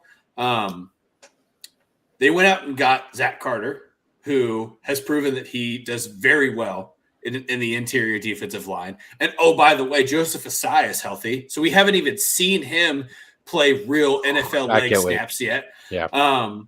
You still have Sam Hubbard. You have B.J. Hill. You have DJ Reader. You have Trey Hendrickson. And then your 7th-round pick and Jeff Gunther has a great preseason and makes the 53-man roster and provides additional depth on the edge. So if you want to run let's call it a 4-3, right? The Bengals pretty much run a 4-3 base. They run a nickel a lot. Yeah. But yeah. So, but Jeff Gunther has the size and the speed to be able to step back and play in a flat and still be effective. Joseph Asai also has that ability to be effective in a flat. So I think where the Bengals had some struggles on the defensive side of the ball is depth when you're rotating that defensive line to get plays off snaps or plays off in between snaps. I think that their edge rushing as a whole got better. And their ability to rush the quarterback got better. And then we talked about the offense. Corey talked about the offensive line. And I just want to stress how important it is that a center becomes a captain on an NFL team. Because the center becoming a captain means that the whole foundation of your offense is trusted through your center being able to kind of control the line and to be able to provide guidance, right? A center is almost like a travel guide, right? They see things a little bit different than everybody else on the offensive line, and they get you in the right direction. So the Bengals went out and did something that they haven't done in a long time, and they have somebody that's going to be a really, really good tour guide for the offensive line. We haven't had that in a while. We've kind of been feeding through this, draft them, throw them out there, kind of let them fail. Billy Price, the dude from Arkansas, I just Trey had Hopkins. his name. Trey Hopkins, and even before that, what is his name? Was it Russell Bodine? Was it Russell Bodine? No, Bodine. And it was somebody they drafted like 2 years before Billy. It doesn't remember. He had long blonde hair. That's what I remember about it. But no, they weren't good tour guys. They didn't give the offensive line what they needed to have the right guidance to get through 4 quarters. And now you have a captain.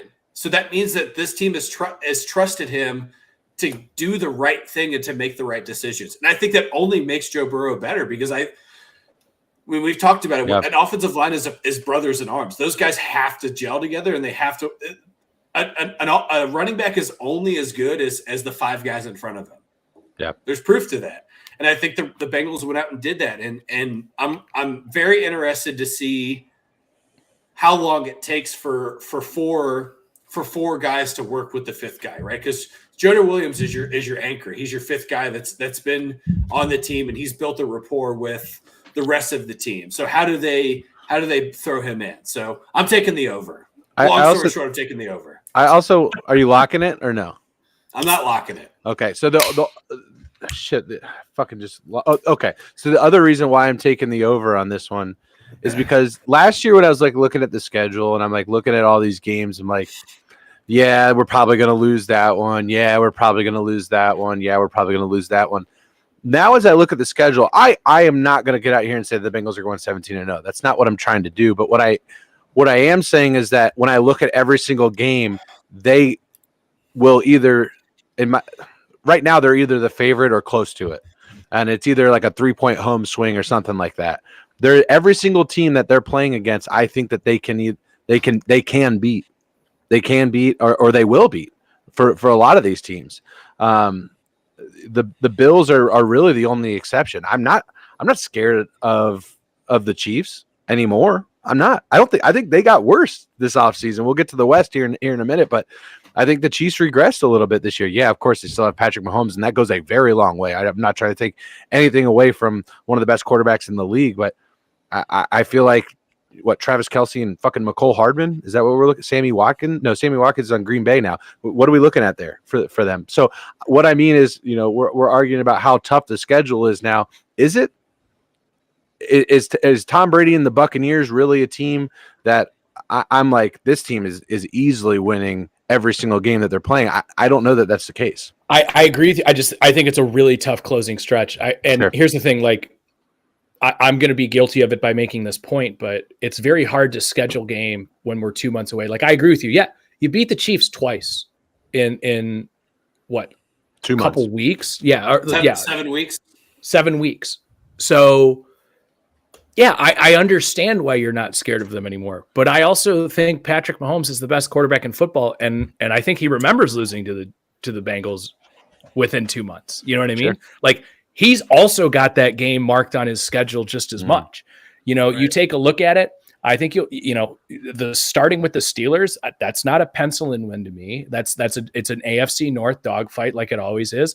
If the Steelers win 23-21, I'm not going to be surprised. I think the Cowboys who you come with next. Yeah, of course I'm picking the Bengals in that game, but I think you're looking at a lot of games that are not, I'm not going to say coin flips by any means, but they could lose them. They could lose. It's the NFL. But not only that, to kind of bolster your point a little bit, Aaron, the Bengals are going to get everybody's best shot this year. Exactly. Sure. They're not. Thank you. That was the exact next point I was going to make is people are aware of who they are now. Yeah. Jamar Chase is going to the Bengals has changed. Right. Exactly. That's when I was making the point of, I think you took a step too quick, too early. That's not to say that they're not going to have a great 5-year run. I think you did it last year. There's going to be a little bit of a swing back, and then you rev up. You know what I mean? I think 10 is the number. Do I think the Bengals are going to make the playoffs? Hell yeah, I do. Do I think the Bengals are going to have a chance to get back to the Super Bowl? Of fucking course. I think 10 is the number, and just like I said with the Dolphins, when it's an even number in Vegas, which way do I think the coin is going to fall? That's it. And it's not a disrespect to the Bengals. No, it's not. I mean, you made valid points, 100%. I mean, I think honestly, a 9-win team makes it to the playoffs out of the AFC North just based on other wins throughout the conference. Yeah, for sure. All right. Moving on to the Cleveland Browns, one of the teams with the most offseason drama. But we're not here to talk about that. We're here to talk about the over-under. Aaron's just like, fuck yeah. Fuck yeah. Over-under 8.5 games. Aaron, I have let's lead it off. 9.5, right? It says. All right, we're looking into this here, Aaron. I got 8.5, Aaron. From the action one with DraftKings? Mm-hmm. Yep. Oh. It's probably moved, maybe. I don't know. It probably has, but yeah. Well, I'm looking at the one we did with the NFC because I thought we were going to keep it all even. But me too. I'm looking at the same one, 8.5 right now. Hold on. They got Browns on there twice. Oh, they do. Oh, 9.5 and 8.5. Oh. All right. So which one are we going with then, Aaron? You're the fan. You make. But it's both the same minus. That's weird. No, I'm sorry. They're both different plus minuses. It's probably an adjusted. Yeah. So I'm looking at. Here's the thing: the 9.5 is minus 110, minus 110. So it's got to be the 8.5 because it's plus and minus, plus 120 minus. Well, minus 110 plus it's, one. You know, it's the same. 110, minus 110. It means they're 9.5. giving you even odds on either side of the number. That's an even split. Yeah, I say we go with the 9.5 one. So that's what I had it as. And okay, so let me just okay. The floor is yours. No idea what is going to happen this year with the Browns. They have one of the easiest starting schedules I have ever seen. Browns always tend to lose week 1 though. They have the Deshaun Watson situation going on where there's at least an end sight here. We know when he's going to come back. I believe 6 games to go in the season. What's that going to look like? There's going to be the rust that comes off with it. I'm going to take my biasy off, and I'm taking the under, guys. And it pains me to say that. And I think this is one of the best rosters in football. I think the Cleveland Browns basically decided we're going to punt on this year to have a generational quarterback and set ourselves up for, future plays at this. But when you really look at this roster and you really look at the fact that you're not really paying a lot of guys a lot of money this year, where you can actually stock this roster. Luckily, what they're doing is taking about $35 million worth of cap space and rolling it over to next year, which is going to be huge for them. I don't trust Brissett. Kevin Stefanski last year, some people are saying that Caroline basically just trying to, run Baker out of town, just refused to go to the run game. I've yet to see a consistent effort to give Nick Chubb 20 touches a game. And it has prolonged his career. They have the best running back duo in the league.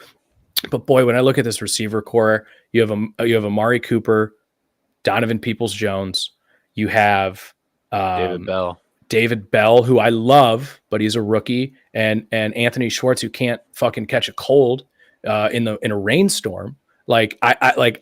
I don't know. You give Njoku a lot of money, which I don't disagree with, but he really hasn't proven it yet. Can he step up? The one thing I will say, I see the path. I do see the path. All you have to do is weather the storm. If Deshaun comes back and is 80% of what he was, you can come back. The interesting thing is Deshaun is going to get a crack at every single one in the division. He's going to get Bengals once, Steelers once, Ravens once. I think that's a very interesting part of it because what do you need to do? All you got to do is split with the division to give yourself a chance to win it. And I think there is a chance for them here. Thinking about it even now, 8.5 is, I think, what the number probably should be. I don't know how you guys feel about it. That's weird. I just noticed that now. I, of course, gravitated to the one that was higher, but they are listed on here twice. If it's 9.5, I take the under. And here's the thing: even if it's 8.5, I probably take the under as well. And you guys know how hard that is for me to say. Yeah, no, absolutely. I will say though, I see the path. I still see the path. Absolutely. It's going to be an uphill battle.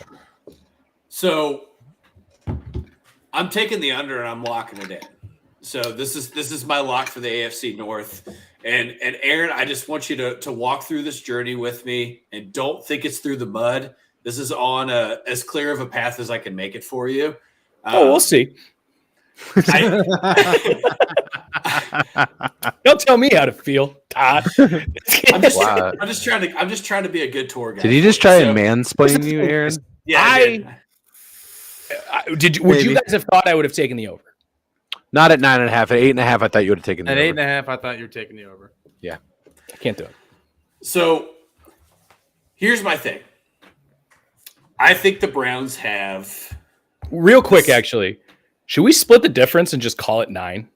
That is the difference, I guess. Oh yeah, I think game. Now that I'm thinking about it, that's probably the right move.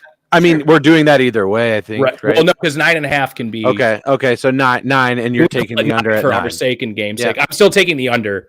Yeah, but just because I did all the prep looking at 9.5. Right. Yeah, we'll make it 9 flat. Yeah, thank you. I'm sorry. As long as we're in agreement. So I just appreciate you doing prep for the show. Dude, always. Love you. So I think that one of the things that we know for a fact going into the season is that you're already looking at an altered offense, right? You don't have your starting quarterback for the first 11 games. Your offensive line looks a little bit different without having your starting center going out in week 1. And that, again, I would be a hypocrite if I just talked about that being a really important anchor of an offense and you lose that anchor. It feels different, right? And now the Browns went out and signed Ponchich to be a backup to Nick Harris, but now the backup has become. Well, they signed him in the offseason. Right, they did. They signed him in the offseason to be, but he's still Nick Harris's backup. Right? Yeah. They signed him to be a backup. I think that even with the acquisition of Amari Cooper, I think the depth at wide receiver for a quarterback that doesn't meet the average line of Jacoby Brissett really hurts the Browns. It significantly hurts the Browns because it makes a defensive scheme a lot easier covering the pass when you're playing the Browns, because I don't think Donovan Peoples-Jones has the ability to be the elusive playmaker. Now, I've seen him rack off a 70-yard touchdown pass, right? We watched that happen last year. He's a deep threat. He is. But that's it. I think he's a one-trick pony to me. He's also a deep threat when OBJ and Jarvis Landry are on the field. Yeah, one-trick pony. David Bell's a rookie. I'd be a hypocrite. We talked about rookies. You don't talk about them having upside until they get their NFL legs. And the defense is going to have to be on the field so often in this through the suspension that I think it hinders the Browns through. I mean, you're talking about you're making or breaking, easy schedule or not. You're making or breaking into that last stride. And oh, by the way, you're playing all of your AFC North opponents getting into the end of the season, Deshaun Watson or not. You're gonna have tired legs going into that. So I think that you take the circumstances as they sit for Cleveland, and yeah, maybe the picture looks good next year, but for this year, it just seems pretty gray to me. I mean, yeah. The one thing I'll say, like, I'm really high on their defense this year, and while I had the floor there, so I apologize for taking more time here, but the one thing I didn't really mention on is, like, you got Myles Garrett, you got Denzel Ward. I'm a huge fan of Joke, Greg Newsome, Delpit, John Johnson III. They have a very, very deep defense. I'm not a huge fan of their defensive tackles, but that's just analytics taking over, which we've seen in the Browns front office, where it's like, okay, so you're going to beat us on the ground. So, okay, how are you going to win that? Because how does NFL teams built now? You have to throw the ball 40 times a game. So I will put my resources elsewhere besides in the middle of the defensive line. I got Clowney and I got Garrett on opposite sides. I have a good linebacker core. I have one of the top defensive back cores in the NFL. The way that the path for the Browns, and again, I'm still taking the under. The path for the Browns is you finally lean on the run game, control the clock, and let your defense win games. Yeah, but what Jadeveon Clowney are you getting? The one last year, you got 9 sacks and 2 forced fumbles and a bunch of quarterback hurries. He was Jadeveon Clowney next to Myles Garrett is great. He was next to J.J. Watt. Yeah, he was. He did like, here's the thing. Jadeveon Clowney played great last year. And when you're not investing in the defensive tackle spot, Jadeveon Clowney consistently throughout his career, it's very easy to look at stats and go, well, he doesn't have a shitload of sacks. Amazing at stopping the run. Amazing. Sure. It's kind of Sam Hubbard-esque in that regard. Sure. Yeah. Here's my thing. Looking at Jadeveon Clowney historically, I see him as a guy who doesn't play at to the best of his ability through most of the game. But he's not the first overall pick anymore. I'm not. You know what I'm I mean? not talking about him being right. He's not the first overall pick. Now he's a veteran, Jadeveon Clowney. No, he's a great DN2. I think he's a good DN too. I wouldn't call him great. And here's the thing. We're splitting hairs. I'm willing to let you prove me wrong. I think that Jadeveon Clowney I think his name still carries additional weight to what he actually provides. You get more name than game with the salary, is what you're saying. I would love for you to prove me wrong during the season, and we can come back in 18. Well, we can come back in 18 weeks, and you can give me a stat line, and I can tell you whether you're right or wrong. I'm just saying, and Taz is saying in the chat, like, is he a bust? Like, from what he was supposed to be, like when we saw him blow up the Michigan Wolverines on one of the greatest college football plays of all time. Absolutely. That's not what you're paying him for anymore. He's gone through so many contracts since then. He's veteran Jadeveon Clowney. It's a whole different player. You exclude number one prospect, number one college prop, number one. It's also a very front office friendly contract that Jadeveon Clowney has with the Browns. They're not. I mean, they can walk away from him after this year and miss nothing. He's been a journeyman for the last couple of years. He's playing in the same defense for the second year in a row. Again, outside of the Vegas odds-on favorite to be the defensive player of the year. Yeah, and he's also a journeyman because of his lackluster performance up until last year. Maybe stats proved me otherwise last year. He played great last year. He passed the eye test. He got sacks. He got in the backfield. Myles Garrett's getting double and triple teamed. Jadeveon Clowney's one-on-one. Sure. Cool. Corey, over under. So, yeah, we talked a lot about just, getting Deshaun back. We don't know who Jacoby is yet or what he's going to look like in this system. I think, there's a lot to be said about the, things that you can't measure right now for the Browns. And what I mean by that is just kind of the feeling inside the locker room. I'm willing to bet that there are individuals on that team that aren't happy about who their quarterback is. I'm pretty confident in saying that, just as there are individuals in society that feel that way, players are also human and have emotions and have feelings about things. They read the news, they see things that are going on.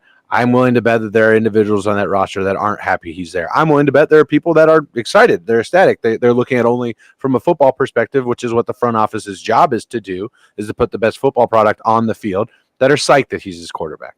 He's their quarterback, rather.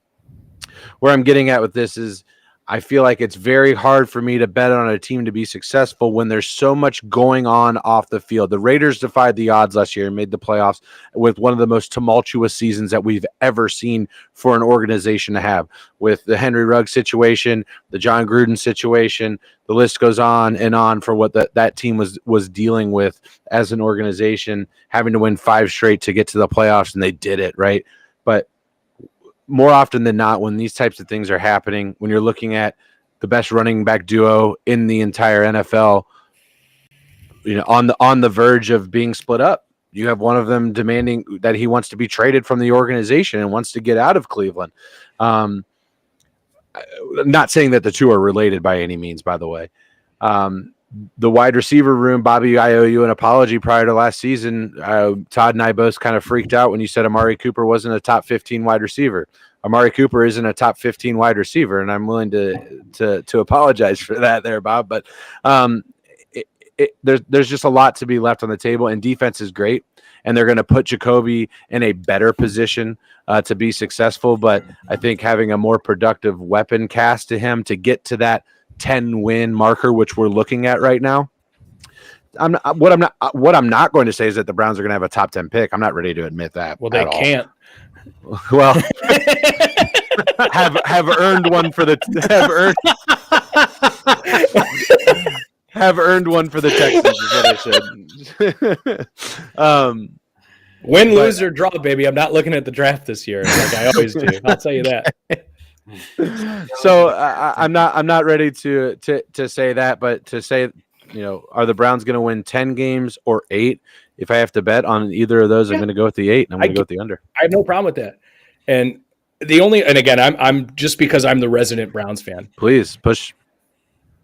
The Browns won 8 games last year, and were in a chance to win the division with Baker Mayfield throwing more interceptions than touchdowns. I believe Jacoby Brissett for his career is 34-17 touchdowns and interceptions. If I'm remembering that off the top of my head. Let me ask you this, just to counter that: do you think the division is better or worse this year? I think the division is better this year, and that's a totally just and fair point. But I also think the Browns were in so many positions last year, in spite of Baker Mayfield still being in positions to win games, where he throws 4 interceptions on Christmas Day against the Packers. They should have won that game. Right. They picked off Lamar Jackson 4 times in a game and lost. But he's a dark horse for MVP. I still believe. I'm just kidding. That's what a dark horse is. All right, well let's keep this train moving, guys. Shit. I'm taking the under here. You guys made a lot of great points on this. I just don't see them winning. I don't see them winning 10 ball games this year. Last team in the division, Steelers. So all 3 of you have to lock in on the Steelers. Yeah, I'm locking in the Steelers over. The 7.5 is way too little. This is an easy lock for me. They made great additions on the front line with James Daniels. They locked in Chukwuka before. You got Terrell Edmonds and Minka Fitzpatrick in that secondary. You got Tyson Alualu and fucking TJ Watt holding the defense down. Obviously Cam Hayward, veteran. Mitch Trubisky. I think everybody's sleeping on this kid this year. I think Mitch Trubisky is going to have a wonderful season. I think he's getting his dick sucked right now. No, I think Mitch Trubisky is going to have a fantastic season this year. I think everybody's doubting this kid. Outside of the Steelers, I don't think anybody's really, giving any oral favors to Mitch Trubisky. I don't think anybody thinks he can do it. Do what?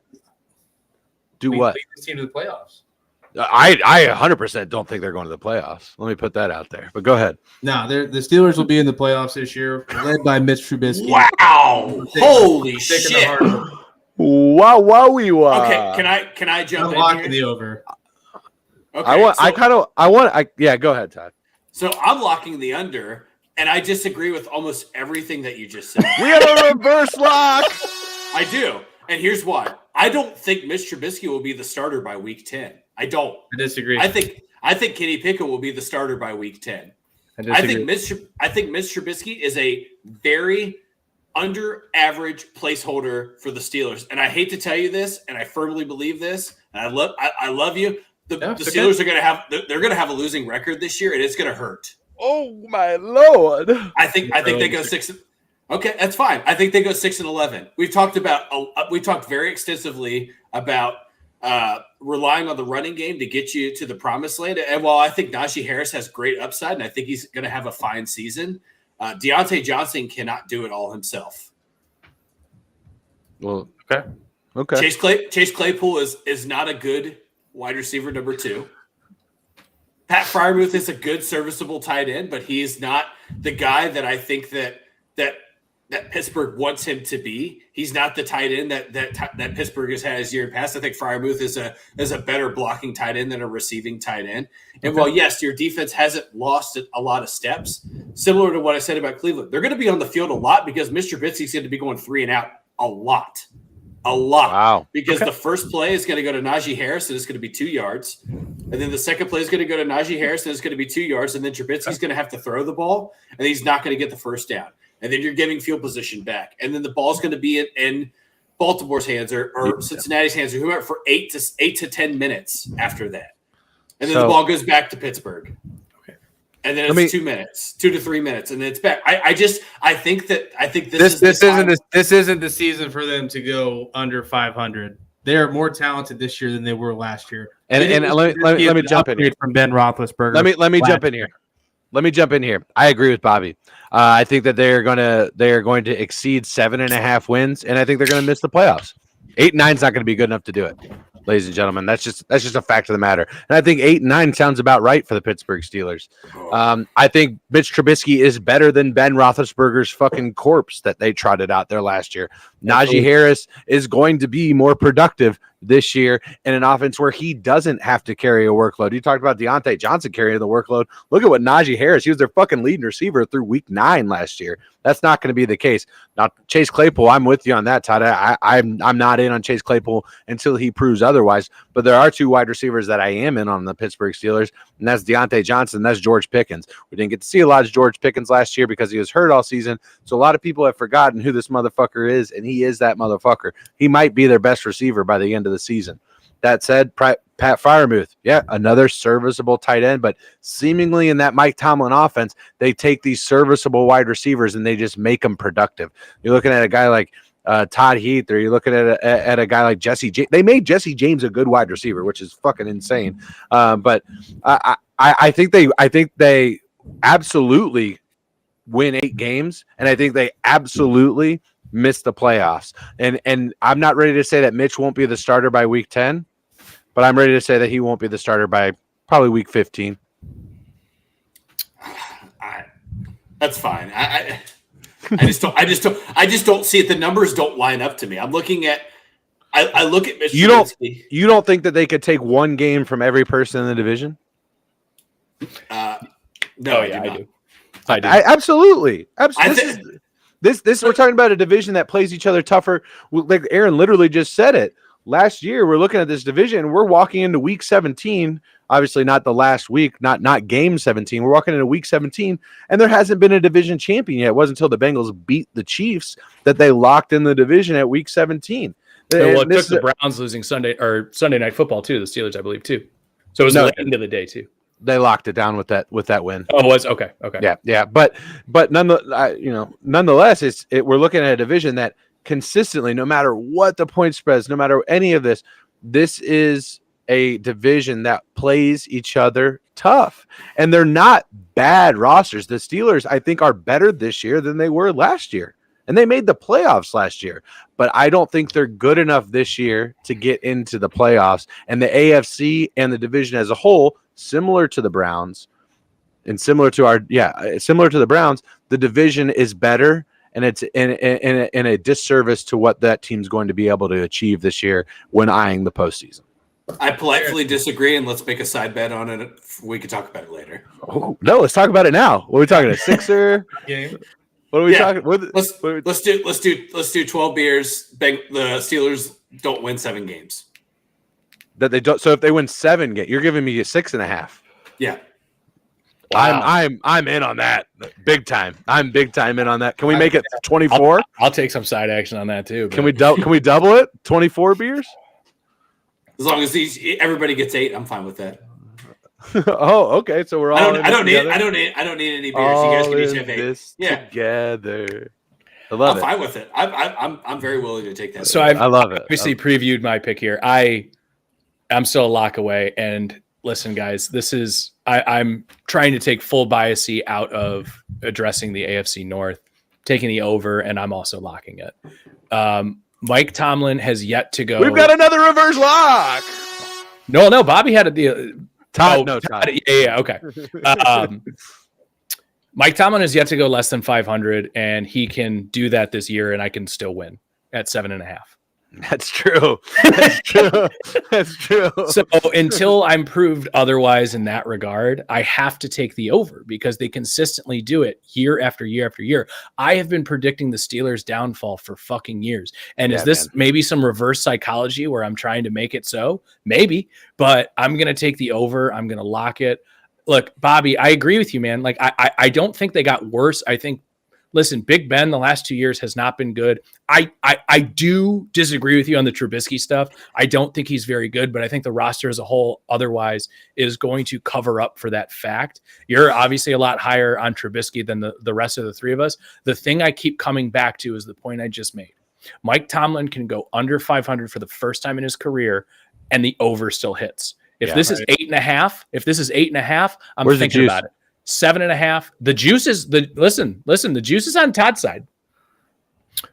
We are looking at plus 100 for the over. Minus First time 120 ever, for the we'd under. all be smarter than Vegas. First time Corey, ever. I'm sorry. You took the over as well, right? I did, yeah. I'm locking it. I'm not, And I'm I not hate it. smarter than Vegas. Listen, here's the thing, guys. Going into this, did you think I'd take the Browns under, and did you think I'd lock the Steelers over?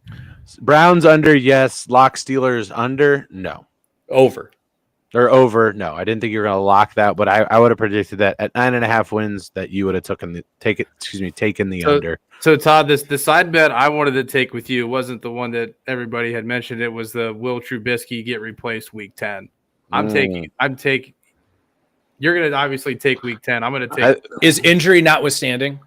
Yeah, I mean, barring injury. Like I think that's a fair addendum. Yeah, because that's not. contract. Yeah. So can we do a different bet? I think a loser has to do a show in a bikini top. I think that's a fair. Let's put some cash for charity, like the Generous Degenerates here. Yeah. Okay, here. Let's do this. Jaden Teal liking the stream. What up, Jaden? Let's do 50-50 split, right? So 50, I'll donate 50 to Bobby's charity of choice if I lose. And then if I win, he donates 50 to mine. I love Right? it. Can we do that? done. I love it. Lock it in. Can we get to the chat here before we move on to the last division? Absolutely. Let's see here. Josh saying, "Here we go, Steelers. Here we go." Yes, sir. Tez saying, "I watch Trubisky play often." Bob has a point. Trubisky is in fact one of the most talented athletic QBs in the league. He can make every throw there is. His problem is the inconsistency and the boneheaded play after he makes a great one. Maybe playing for Tomlin will be a good fit for him. We'll see. I tend to agree with that, Tez. Obviously, there's a lot of other people that don't agree with that, but I think he's going to be a pretty good fit for the Steelers. Rob, what's up, big dog? What up, Rob? Again, that over hurts me to take, but it's no, but I'm serious. It's sitting right there. It's sitting right there. 7.5 is too low.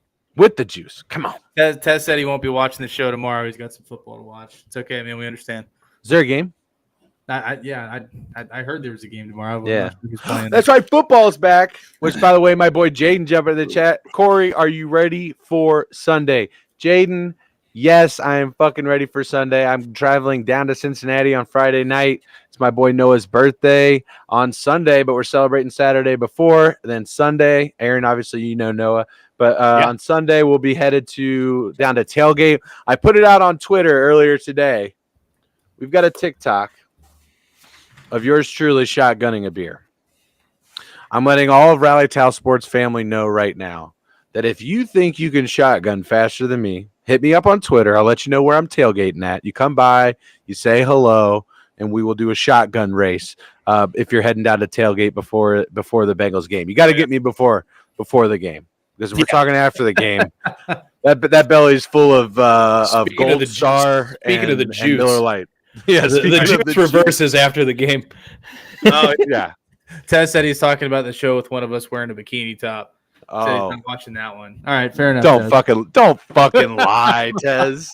All right, guys. Well, we're about 2 hours deep here. We still got one division to roll through. So I love it. It's football eve, baby. I know we're going long, but Let's some great get debate. after it It's here. like when you stay up late drinking with your family on Christmas Eve. You're just like, ha, ha, ha, ha. Yeah, but you get that day off.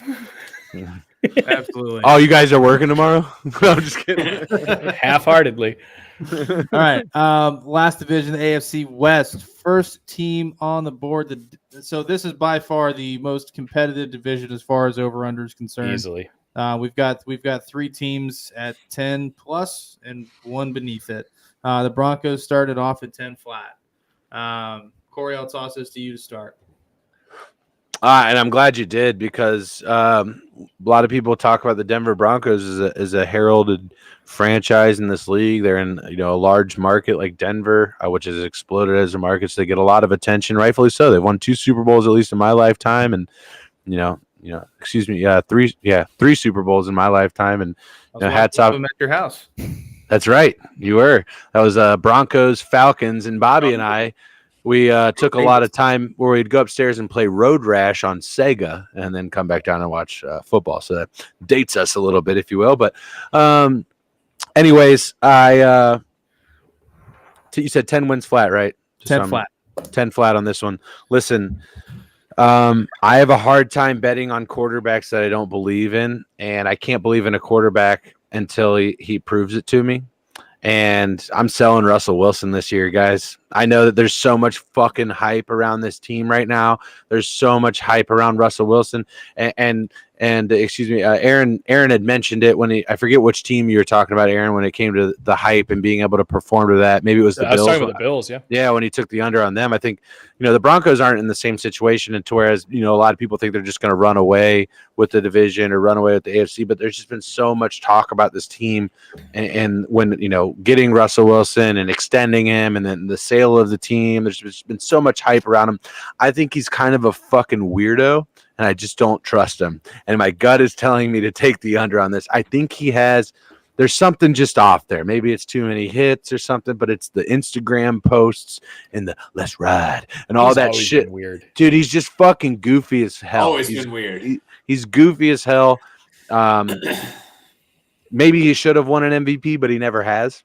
And maybe he'll prove me wrong. Maybe he'll prove me wrong this year. But I gotta bet against him. I'm taking the under on the Broncos. I just need to jump in real quick because everyone always makes that, and I'm not saying that you did, but like never won an MVP. That sounds weird, right? It is weird. Go ahead and take it from somebody else and give it to Russell that year because I can't. You can't. He's never deserved. He's had a great length of career, and there certainly is an MVP season in there in a vacuum. Certainly exceeded expectations. Go ahead and tell me which year he played better than the guy who won the MVP, and I'll wait. Yeah, because that's the thing for me is it's such a talking point where it's Russell Wilson never won an MVP. So I think people that Russell Wilson is the perfect example that people take fantasy value over true NFL value. Russell Wilson is a fantasy football god. When you drafted Russell Wilson, he wasn't fucking last year. Let me tell you that. Not. But in the heyday years of the Seahawks, he was great in fantasy because he was consistent for 3 touchdowns, 1 on the ground, 2 in the air. It was almost like it felt like it happened every single week. And I think a lot of times because we are in this world of fantasy football being first and then the actual NFL being second for most people, Russell Wilson gets not necessarily overvalued, but inflation of value for Russell Wilson as a whole throughout the entirety of his career. Now, Denver would tell you otherwise because they just paid him a lot of dollars, right? And now maybe not all of it's guaranteed, right? We're talking a lot of it's not. I think it's like a 60-40 or 65-35 split basically to what he's going to get versus what he's incentivized to get. But that's a lot of money for a quarterback that's on his second leg still, right? I think this is the second leg of Russell Wilson's career getting into Denver. I think that's fair. But I think his third contract, right? Third contract. I'm calling it the second leg because I think that his second contract was an extension of the initial contract, right? Correct. So is this one too. Yeah. Right. So this is kind of the Russell Wilson makeover, right? And Denver and new ownership, new coach, new offense, everything's different. You have which Russell Wilson hasn't had for a couple of years consistently. You have a good 3-down running back in the backfield behind you in Javonte Williams. But you have your top target wide receiver hasn't proven himself to be sure-handed in Jerry Jeudy. And then you follow up behind that with Cortland Sutton, who has been plagued by the injury bug throughout the duration of his career. And I think that 10 wins feels really steep at that point. And I agree with Corey. I'm taking the under here. I don't have the gung ho heart that a lot of people have for Russell Wilson. It feels like everybody loves this guy and they tout him as this great quarterback of our generation. And I've never been in that. I've never been in the chair with that. Yeah. I'm taking the under as well. Again, it's one of those things. It's a flat number, right? I don't see them winning 11 games. There's so many flat numbers where I'm like, yeah, that's right. I think they win 10 games. I think that's pretty fair. I don't think they're going to be bad. I think they had a good roster before. They were playing with Drew Lock. They have a good receiver core. They have a really good defense. Huge, big fan of Surtain. A wonderful cornerback. Again, same thing. Russell Wilson's just weird, man. And he's also really not a guy I want to root for. He's definitely been better than what people thought he was going to be. He's a 5'11" quarterback with the altitude now. He's probably like 6 feet though. So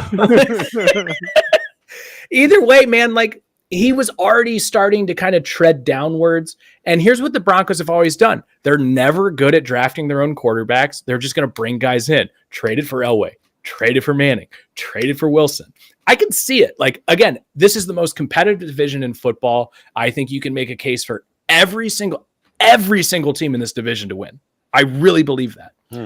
I think there's going to be a little bit of not a learning curve because Russell Wilson's been in the league long enough, but I don't think that they're going to live up to this expectation. Like you said, Corey, everybody's just throwing roses on the Broncos right now just because they got Russell Wilson. Russell Wilson is on the back 9 of his career at this point. It might be hole 11 or 12. When's the last time he won a division? Yeah, exactly. Great point. I don't know the answer of that. 2017. That's a while ago in NFL world. Yeah. I take the under again because it's a flat number and I don't see them winning 11 games. Yeah, absolutely. I mean, I agree. I'm really big on Javonte Williams this year. I think he's going to be a fantastic running back in this league. I'm not on the Russell Wilson hate train as much as you guys are. I'm not on the hate train. He's just weird. Yeah. I don't hate him either. I just think I think it's an inflated career. I do. I feel that way. I think his career's been inflated by fantasy football.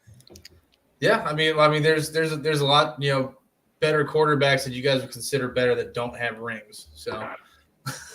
Well, he also had the greatest defense of all time. So. He did have a great defense. It's amazing you're not on the hate train when you just hate Pete Carroll so much. Yeah. I never said I hated Russ. I hate Pete Carroll with a passion. That's so funny. I think Pete Carroll cost him a ring. So, I mean, I don't understand how he couldn't hate Pete Carroll too. So, sure. Anyways, I'm on the under on this as well. I think the Broncos are actually the worst team in this division. And I see them finishing in the cellar in the AFC West. All righty. Yeah, 8 and 9, right? Right. 8 and 9. The cellar. Crazy. The cellar. 8 and 9. Ted's coming in with a comment here. He says, I think this new environment will do some good. I think he'll thrive in this new division. He's used to playing in a tough division in the NFL. In the NFC West, I think is what he's meaning here. And they knew him very well. They don't know him in the AFC West, and that unfamiliarity benefits him. That's a great point. I think it's a great point of the division part. That's a great point. And I don't think any of us touched on it. Nice job, Tess. Yeah, absolutely. So we all have the under there. The next game or the next team on the board, the Kansas City Chiefs, with the highest over-under in this division at 10.5 games. Aaron, we'll let you lead this one off, bud. Taking the over, man. Like Patrick Mahomes is the best quarterback in the league. He plays the most important position in sports. I think everyone obviously wants to talk about the fact that, there's no Tyreek Hill. There's no anything like that. Listen, Valdez-Scantling isn't going to be Tyreek Hill at all. And Sky Moore isn't going to be either. All I need is Sky Moore's not even going to start. I know, but all I need is someone to fill that role, and I think one of the two of them will do it. That's why I drafted both of them in our fantasy league, because I think one of those guys will do it. And I don't know who it's going to be. I don't know who it's going to be, but I'll figure it out by week 3, and I'll cut the other guy. So, listen, Travis Kelce, like we said, I wasn't ready to say he's not the best tight end in football. I need to see that first. They've gotten better on defense. They're Mitchell Schwartz just retired. I think that's a big deal. But listen, I still think people are sleeping on Clyde Edwards-Helaire as a running back. I think it's very easy to just be like, all right, well, he hasn't really done it the last couple of years. Listen, the Chiefs with Andy Reid and Patrick Mahomes, I'm going to trust here. I think it's an over. I think it's an over, and I don't know that they win the division. Ooh, interesting. Todd. Oh God. I think to me this is one of the hardest over-unders that we've talked about all night. Because I hear Aaron, but I agree with Corey that I firmly believe that the lack of wide receiver depth makes it's an impact, right? And maybe it does make Clyde Edwards-Helaire and Isaiah Pacheco better in that tandem in the backfield, but they're kind of one and the same running back too. Pacheco and Hilaire are both small outside the tackle running back. So you didn't create the right depth in the backfield to make them better for 20 touches a game. And Valdez-Scantling doesn't have the ability to be the true playmaker that Tyreek Hill had. And it's gonna fall on Travis Kelce more. And it's hard to ask a tight end to take the load of touches. It's very challenging because Travis Kelce is what he is. To me, he's the best tight end in football, but the skill set is still not the same as a one-on-one wide receiver. And I also agree with Corey, and I've agreed with him twice, and I don't like it, but we're here for it. It's fine. They didn't get any better in the offseason. They didn't get any better. So I think for that, I'm going to take the under here. We're at, what's the over 11.5? Is the over under 10.5? 10.5. And just to kind of comment on the points of Tyreek Hill, Void, you guys have mentioned Valdez-Scantling. Obviously, they picked him up from the pack. And then you're looking at Sky Moore, who they obviously drafted. Neither of those guys is who the Chiefs have targeted to fill that role. It's Mecole Hardman. He's the fastest wide receiver on their entire depth chart right now. And that's not a slight. That's not saying that he's not fast. Mecole Hardman is very fucking fast. He's extremely fast. That is going to be the guy that they're gonna look to fill that void, if you will. And just to be honest with you, I don't see that being a problem for most defenses. And yeah, like Todd said, the Chiefs didn't get better. They just didn't. And Aaron, I'm not writing him off as a guy that can have a successful career in the NFL. But when I look at what the Chiefs try to do, I don't think Clyde Edwards-Helaire is the guy that can kind of be that Kareem Hunt that they had when they went on that Super Bowl run. And I don't, in a division that is going to, I think they're going to beat them. They're going to beat up each other a lot because there's just a really good teams across the board, or teams that are going to compete across the board. And I got to go with the under here. I think the Chiefs take a step back. Well, I'm actually on Aaron's side here. I think Pat Mahomes has the ability to make anybody around him better. And especially, at the receiving position, obviously they don't have the big names that they did last year. This guy can throw a ball from any arm angle on the run, left-handed. I don't give a shit what hand he has the ball, and he's going to make a play. And Andy Reid is one of the best coaches in the league, if not the best. You can argue that. Tez made a point that their defense did not get any better, and that's going to be their downfall, which it very well could be. But I don't see a world in where the Chiefs don't win 11. I just don't see it. That's fair. If the line was 11 flat, I'm taking the under. Since it's 10.5, I'm going to take the over on this one because I trust Pat Mahomes and his ability as a playmaker. No, I like that. I would just add Andy Reid is the best regular season coach. He's won a Super Bowl now, though. Yeah. Here's the thing. They're one of the only teams in the league that can be down 28, and you go, I don't know. I don't know, man. Fair. That's true. Pat Mahomes is the outlier. And we didn't even talk about Juju, who had a guy who had a depth of target of like 6 yards.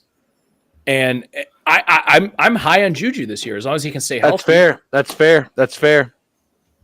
Well, we'll see. I don't like Juju, but did we all, just out of curiosity, Bobby, if you have it readily available, if not, did we all take the Packers over?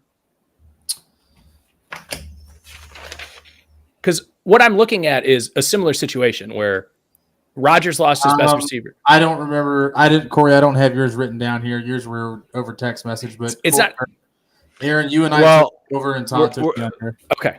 We can keep going. But I just want to mention we're not looking at the same situation because we're looking at entirely different divisions. Oh, no, 100%. 100%. Yeah. But my point is I'm not as worried about the receivers with these quarterbacks. Right. Fair. It's kind of like Tom Brady. He made a lot of people good that you had no idea who they were. That's fair. All right. The next team on the board is the Raiders at 8.5 games. Todd. Oh boy, I knew you were going to start with me here. So look, I can start if you need it, Todd. I'll start. I don't care. No, I'm good. I'm fine. I'm trying to make some dramatic effect here, boys, and you're just shitting all over it. All right, beautiful. So, we just Amber Hearded you. Sorry. Yeah. Thanks a lot. Did you shit on my bed too? No, that's where Declan sleeps. I'm not gonna do that. So look, I think the acquisition of Davante Adams, clearly that's integral on the offensive side of the ball. We saw that Las Vegas went out and made their defense a little bit better as well. They win it in free agency, and I think they had a good offseason, right? But again, the AFC West is neck and neck across the board here. We're talking about 4 teams that could win 9 to 11 games, right? One way or the other. And I think just sheerly by that logic alone, I think I got to take the over here on Las Vegas. I think that they are the better team over Denver in this division. I think that they're the team that goes 9-8 in the AFC West. I feel very comfortable being there with Las Vegas. I think Derek Carr is a very serviceable quarterback. I'm huge on Hunter Renfrow now that he has somebody like Davante Adams in his offense. I think a guy like Hunter Renfrow, who is the as we call them, the glass eaters of the wide receivers in the NFL, the guy that's going to go out and get in the trenches and not be afraid to take a hit over the middle. And oh, by the way, Darren Waller's there with when he is healthy as a top 3 tight end. Cleared for week 1 today. Yes. And just looking at even their depth at running back, right? You go out and you get the guy from Florida State to come in and play. Josh Jacobs has shown that he has the ability to be a 100-yard rusher. You still have Brandon Bolden there. So the depth is there in the backfield. I think your targets at wide receiver get a little bit better. And you make the little pieces together in the defense. I think that makes you a 9-win team. Yeah, I think when you look at this offense of the Las Vegas Raiders right now, it's like a Patriots offense on steroids, in my opinion, because of the weapons that they have available at wide receiver. I'm not sure if you mentioned, but Davante Adams is on this team now. The best wide receiver. I did say that. Yeah. Okay. The best wide receiver in the fucking league is on this team, and Hunter Renfrow absolutely is going to be better because of this. Hunter Renfrow might be one of the best route runners in football right now. It really I was watching some highlights of this motherfucker over the last couple of days, and I was just drooling over his ability to change direction so quickly, and it's really a fun guy to watch when he's out there playing, unless you're playing against him, obviously.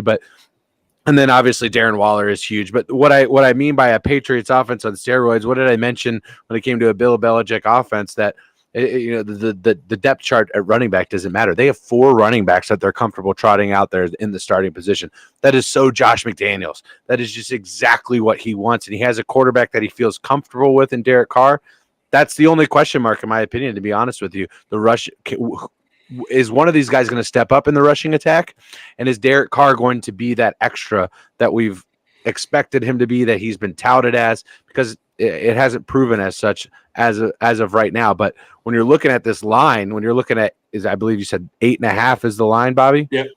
When you're looking at 8.5, that's an easy over for me, and I'm locking it in for the Raiders at over. Ooh, absolutely. So one more thing before we move forward. So Jalen Ramsey did an interview, and they asked him who the toughest people that he had to cover, and he goes through the Davantes. He said Davante Adams. Was it Jalen? I don't know if it was Jalen, but I know which one you're talking about. I thought it was Jalen Ramsey. But it was a top corner in the NFL. Yeah, maybe not. Either way, the third person was Hunter Renfrow. And they're like, Hunter Renfrow. They said, you ever seen him run a route? Dude's the best route runner in the NFL. I think it was Jalen. It was on pivot, too. No, it was a Charger. No, it's Jackson. JC. No, it wasn't JC. No. Is it James? Derwin James? Yep. Derwin James. It was Derwin James. Yes, it was Derwin James. Yep. Derwin James. So they asked him who the best 3 or the toughest opponents, and he said Hunter Renfrow, and they're like, that white. Did you just list Tyreek Hill, Davante Adams, and Hunter Renfrow? He said Hunter's a fucking murderer, dude. He said Hunter's a dog. You seen that dude run a route? Yeah. He said doesn't miss a step. And it's right. It's 100% accurate. You watch film on that guy, and even when he was at Clemson, he does not miss a step, and he is very meticulous in every move that he makes. I have huge upside on Hunter Renfrow. Yeah, absolutely. And I think the biggest piece that they were missing was Derek Carr's confidence. I think Derek Carr's confidence is going to skyrocket this season because he got Devontae Adams.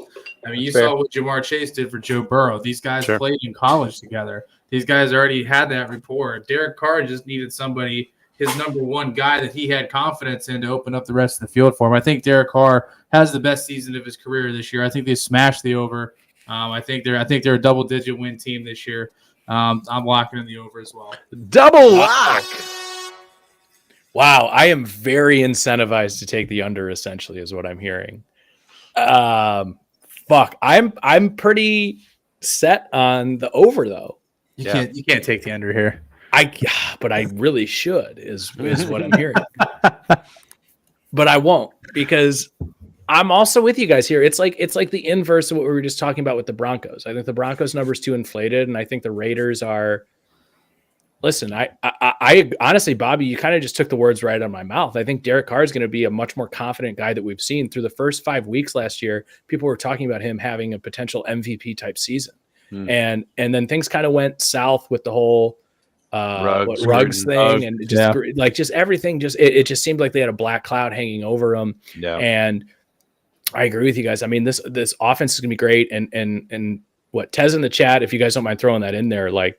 I wouldn't be surprised if all those teams split the division games. Like, I think this is going to be a season where the Chiefs are going to, or I don't know, the Broncos are going to beat the Chiefs by 3, and then somehow the Raiders the next week are going to somehow come out and win by 21. It's just going to be just random fucking outcomes that make no goddamn sense to what you saw the week before.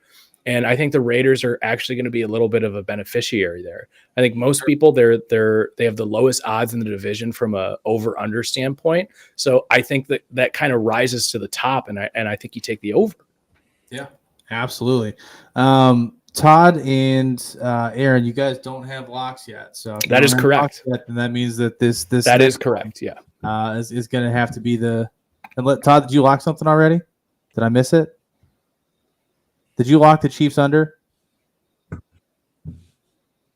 Todd, can you hear me? I don't think he did. Uh-oh. Little technical difficulties over here. All good, though. We'll get to it in a second. Obviously, the next team we have on the list is the I always want to say the San Diego Chargers. San Diego Superchargers. It is just such a bad habit. I mean, how long have they been in LA? Was it like 3? The same length as the Rams. Yeah, I still like them better as the St. Louis Rams, if I'm being honest. Right. But Todd, can you hear us now? Yeah, my headphones just died. All good. We're going late tonight. Sorry. All good, homie. Yeah. So I was asking Todd, do you have a lock yet in this division? I don't have one. Not because we're about to get to my lock. Okay. All right. Fair enough. All right. Well, we got the Chargers. It is 10 games flat. Wrapping up the night here in the AFC West. Currently, we have Corey and I locked on the Raiders. Todd and Aaron do not have locks yet. So we're going to start with Corey. Then we'll get into their locks and why. Well, this is 10 wins flat. I feel like that's low. 10 flat. Honestly, when you're looking at all the hype that's been around the Chargers, I'm surprised that it's that low. You're looking at, I think, in terms of offensive line, the best in the division. I think if you're in terms of pass rushers, the best in the division. In terms of defensive backs, potentially the best in the division. When you're looking at quarterbacks, probably second best. When you're looking at a wide receiver core as a whole, top to bottom, might be the best in the division. It's. I know we sat here and talked about how great the Raiders pass catching entities are, but when you're looking at the Chargers, they've got guys from top to bottom as well that can get out there and get the ball. They've got 2 essential number ones in Mike Williams and Keenan Allen out there that absolutely have been explosive. The biggest thing with the Chargers that's kind of been their story over the last couple of years is, can they finish a season? And they haven't proven that they've been able to do that. They haven't proven that they can continue this hot streak coming out of the gate, winning, I think, 5 of their first 7 games to start the season, and then kind of went 500 the rest of the year. and kind of fizzled or under 500 the rest of the year and kind of just fizzled out. That being said, at 10 wins, I got the Chargers over and I got them as division champs. Okay. Fair enough. Aaron, Todd? And getting bounced in the first round of the playoffs. It's a lock for me. It's the over. Justin Herbert wins MVP. The Chargers make it to the AFC Championship game. Oh, shit. I'm super. Corey, you know this. I am super high on the Chargers. I've been super high on the Chargers for a long time. Remember we did the power rankings a while ago. Yeah, way too early. Yeah. I haven't wavered at all. No, and I mean, there's been nothing to waver on, right? There hasn't been a whole lot that has happened of that. But I can't bet on a team that hasn't shown me. They haven't even made the fucking playoffs. What did your team do last year? I didn't expect them to win the fucking the AFC last Super Bowl. year. Well, what I'm saying is that's that's crazy. It's the NFL. But here, I didn't go into this season saying the Bengals were going to make it to the AFC Championship game. No, they hadn't made the fucking playoffs yet. But everybody is just doing this to fucking Justin Herbert. The motherfucker has not even made the playoffs. Not even as a wild card. But what happens every year? A team that's outside of the playoffs makes a deep playoff run. Well, not only that, a team that is last in their division wins the division the following year. I'm not necessarily saying that they are going to win the division because it's way, way too competitive to say so. But this is my super lock, and the Chargers over is going to hit. I think it's going to hit as well. I am taking Justin Herbert to win the MVP of the league. I think this offense did not get worse. I thought the defense got way fucking better. Yeah. Like you just said, Corey, they have the best defensive back core in the division. And we just talked about all of these wide receivers in this division. Big. And I think that's such a huge advantage. And I'm very, very confident in this one. This is the one I'm the most confident in all of the locks that we've done. That's it. Fair enough. Todd. Oh, I hope you're wrong. I bet you do. Well, I have to lock in the over here, right? Because I have my lock I have to make here. I agree with Corey. I think they win the AFC West. We're looking at a double lock. I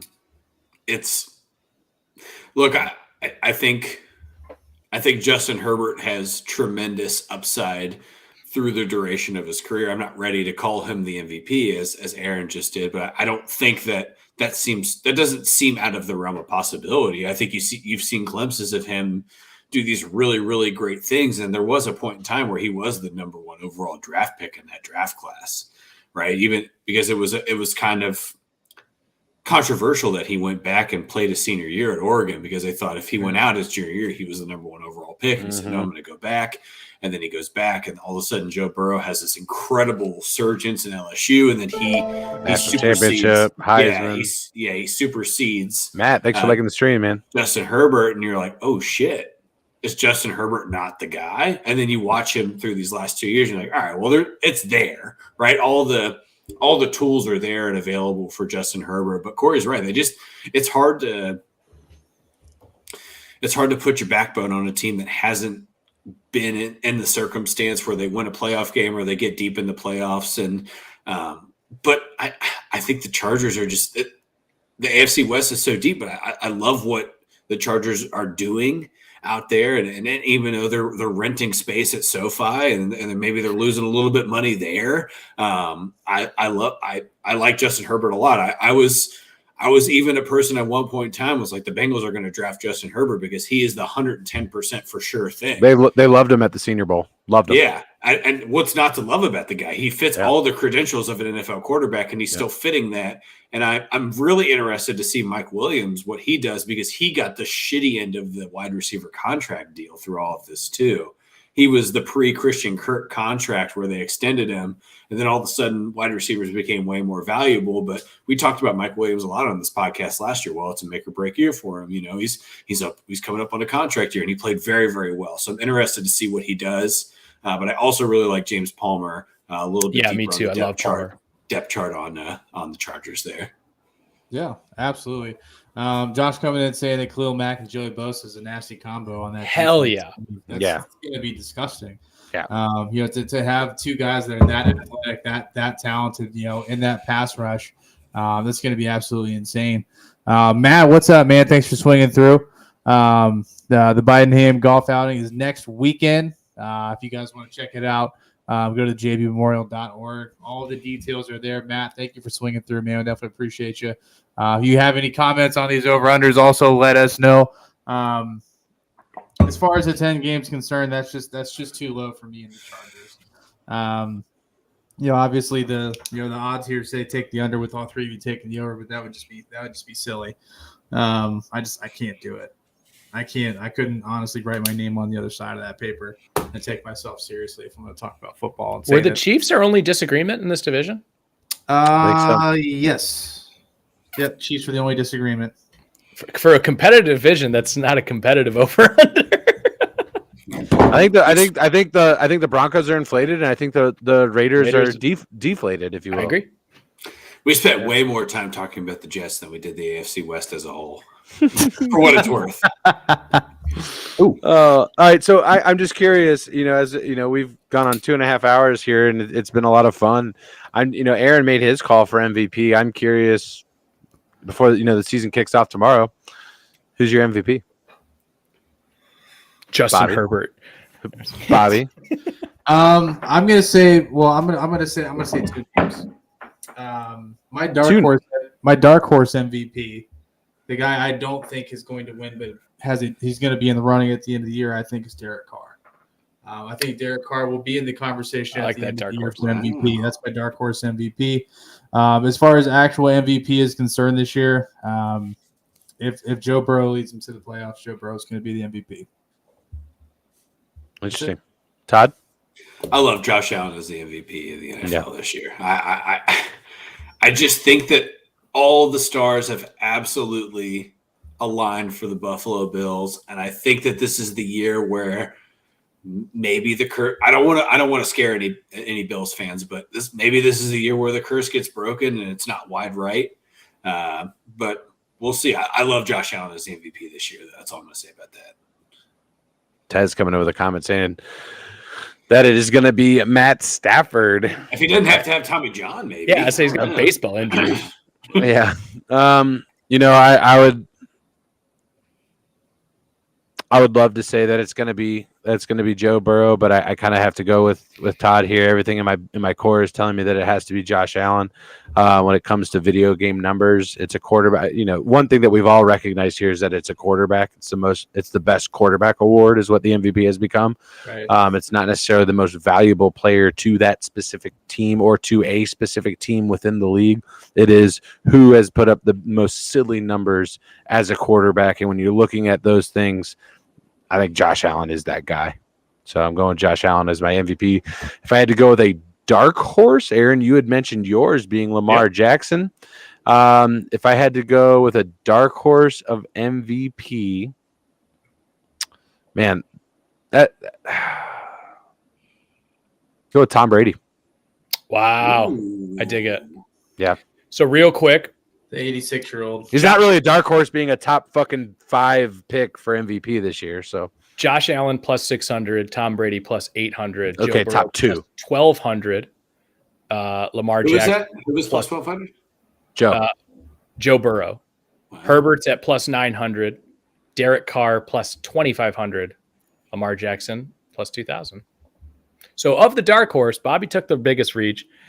Not really a dark horse for not at all. for Tom Brady being third on the list, but we'll take it. He is technically below your MVP. Was the odds-on favorite. Nobody talked about him when we were talking about MVP. Nobody even mentioned him in a breath. Nobody mentioned him in a breath. Josh said Justin Herbert's going to be the MVP this year. So That's right, he is. in agreement with Mr. Mailing. So When's I'm just curious. I'm just 100% curious. When is the last time a quarterback has won the MVP and the Super Bowl? Let's look at it. Probably Tom Brady, right? Has to be. Yeah, Brady would be the obvious guess. No, Mahomes. He didn't win the Super Bowl that year. No? I think Lamar got MVP that year. Oh, I think you're right. You're right. Because he won MVP the year they went to the AFC Championship game, lost to the Patriots. Next year they beat the Patriots and won the Super Bowl. you guys want a name drop right here? Like guess? Kurt Warner. Kurt Warner. That I'm fucking jacked. Well, I'm hearing that. sticking with Justin Herbert then because I said AFC Championship game. I don't think they get there this year. Yeah, So Kurt Warner 99, and before that it was Terrell Davis. So who did they? I took they the lose over on to the Chargers. They lose to the Bills. Is that what you're saying? I don't know who they lose to. Well, let's talk it. AFC Championship. We're right before the season. We got nothing to lose. This is before the season starts tomorrow. What your AFC Championship game is? Chargers and Browns. Aaron, you took the under on 9.5 wins. They're not even making the playoffs. I'm hedging my bets, dog. They're not making the playoffs with 8 wins. They might though. I took the under while just arguing the other side the whole time. All right, I'm kidding. No, Clip back to the beginning where Aaron said that nobody would make the playoffs in the AFC with 9 wins. Okay, so Aaron.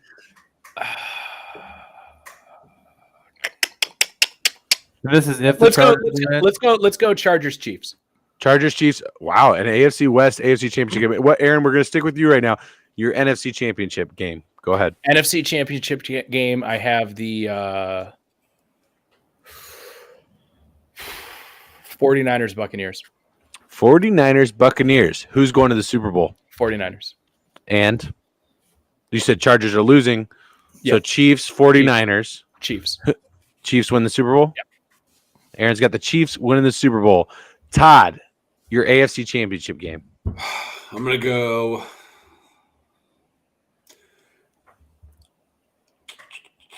Buffalo and LA. Okay. Buffalo wins. Buffalo wins. AFC. And they go to the championship. And who is your NFC Championship game? So I'm going to say, man. I mean, is it safe to say that it's just going to be San Francisco and Green Bay again? No, no. I'm going to say it wasn't San Francisco and Green Bay. It was San Francisco and LA. So let's do. I'm going to say you're right. I don't know. The San Francisco Green Bay game seems more important to me in my head. It was a fantastic game. I'm going to go Tampa Bay, San Francisco. Tampa Bay goes to the Super Bowl, and then they beat the Bills. Wow. So the curse isn't over. Bobby, your AFC champion. Oh, no. Damn. Todd, you gave me so much hope that the Bills curse was over, and then you just pooped all over it. That's what I like to do. I like to shit all over everything. Yeah. Amber Heard.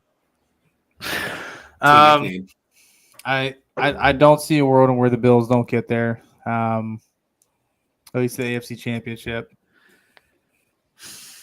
It's going to be between the Bengals and the Chargers for me.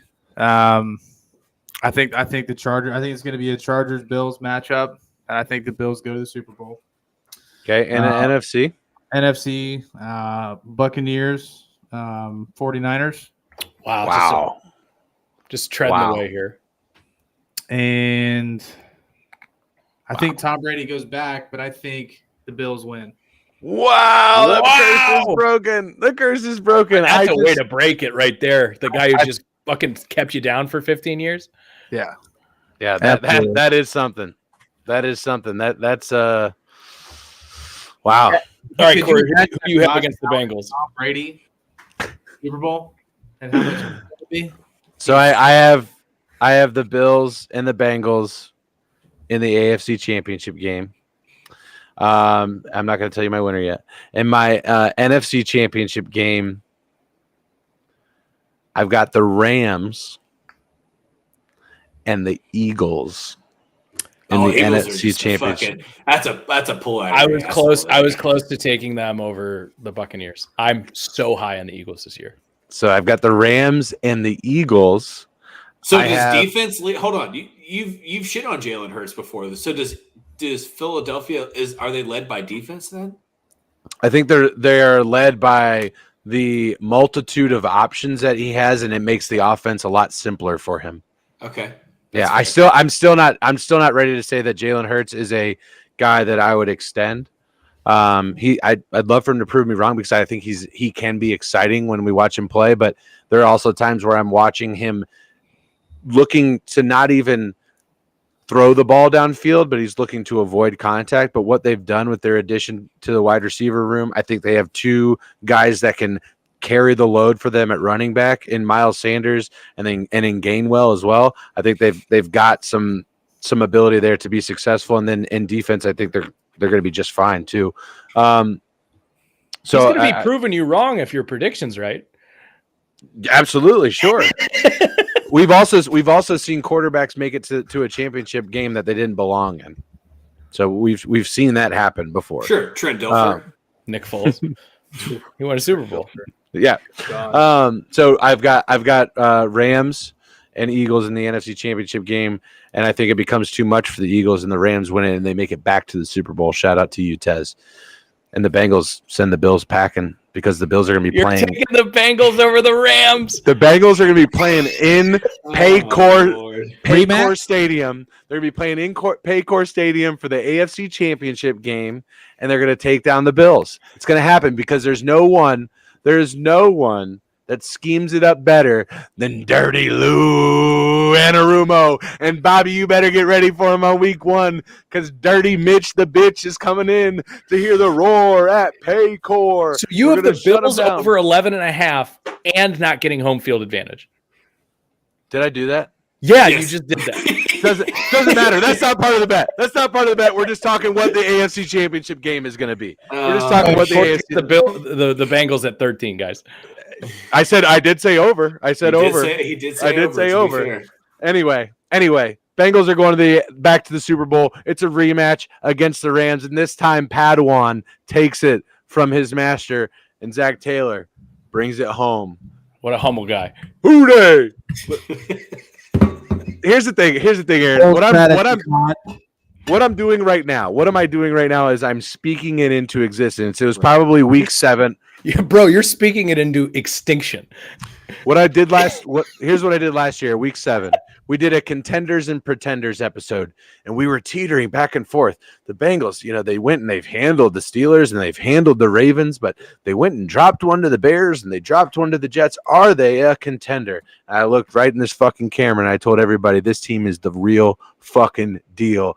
And it happened, and I'm doing it again tonight. I'm speaking it into existence. It all starts Sunday at 1 p.m. in Paycor Stadium on the banks of the Ohio River, and I can't wait. Let's go. NFL's back, baby. Let's go. We're about pumped. Let's fucking go, baby. 49 minutes away from it not being the eve, boys. Love y'all. Yeah. All right. I love you guys. 24 hours away from NFL football. Chat, we appreciate everybody coming through tonight. You guys have been incredible. Coming in strong. Hope you guys love the over-under content. We definitely enjoyed doing it. We will be back with you guys tomorrow evening to kick off the NFL football season here on Rally Towel Sports. For Corey, Todd, Aaron, and myself, you beautiful people have a wonderful evening, and we'll see you on Football Thursday. Love you guys. Peace.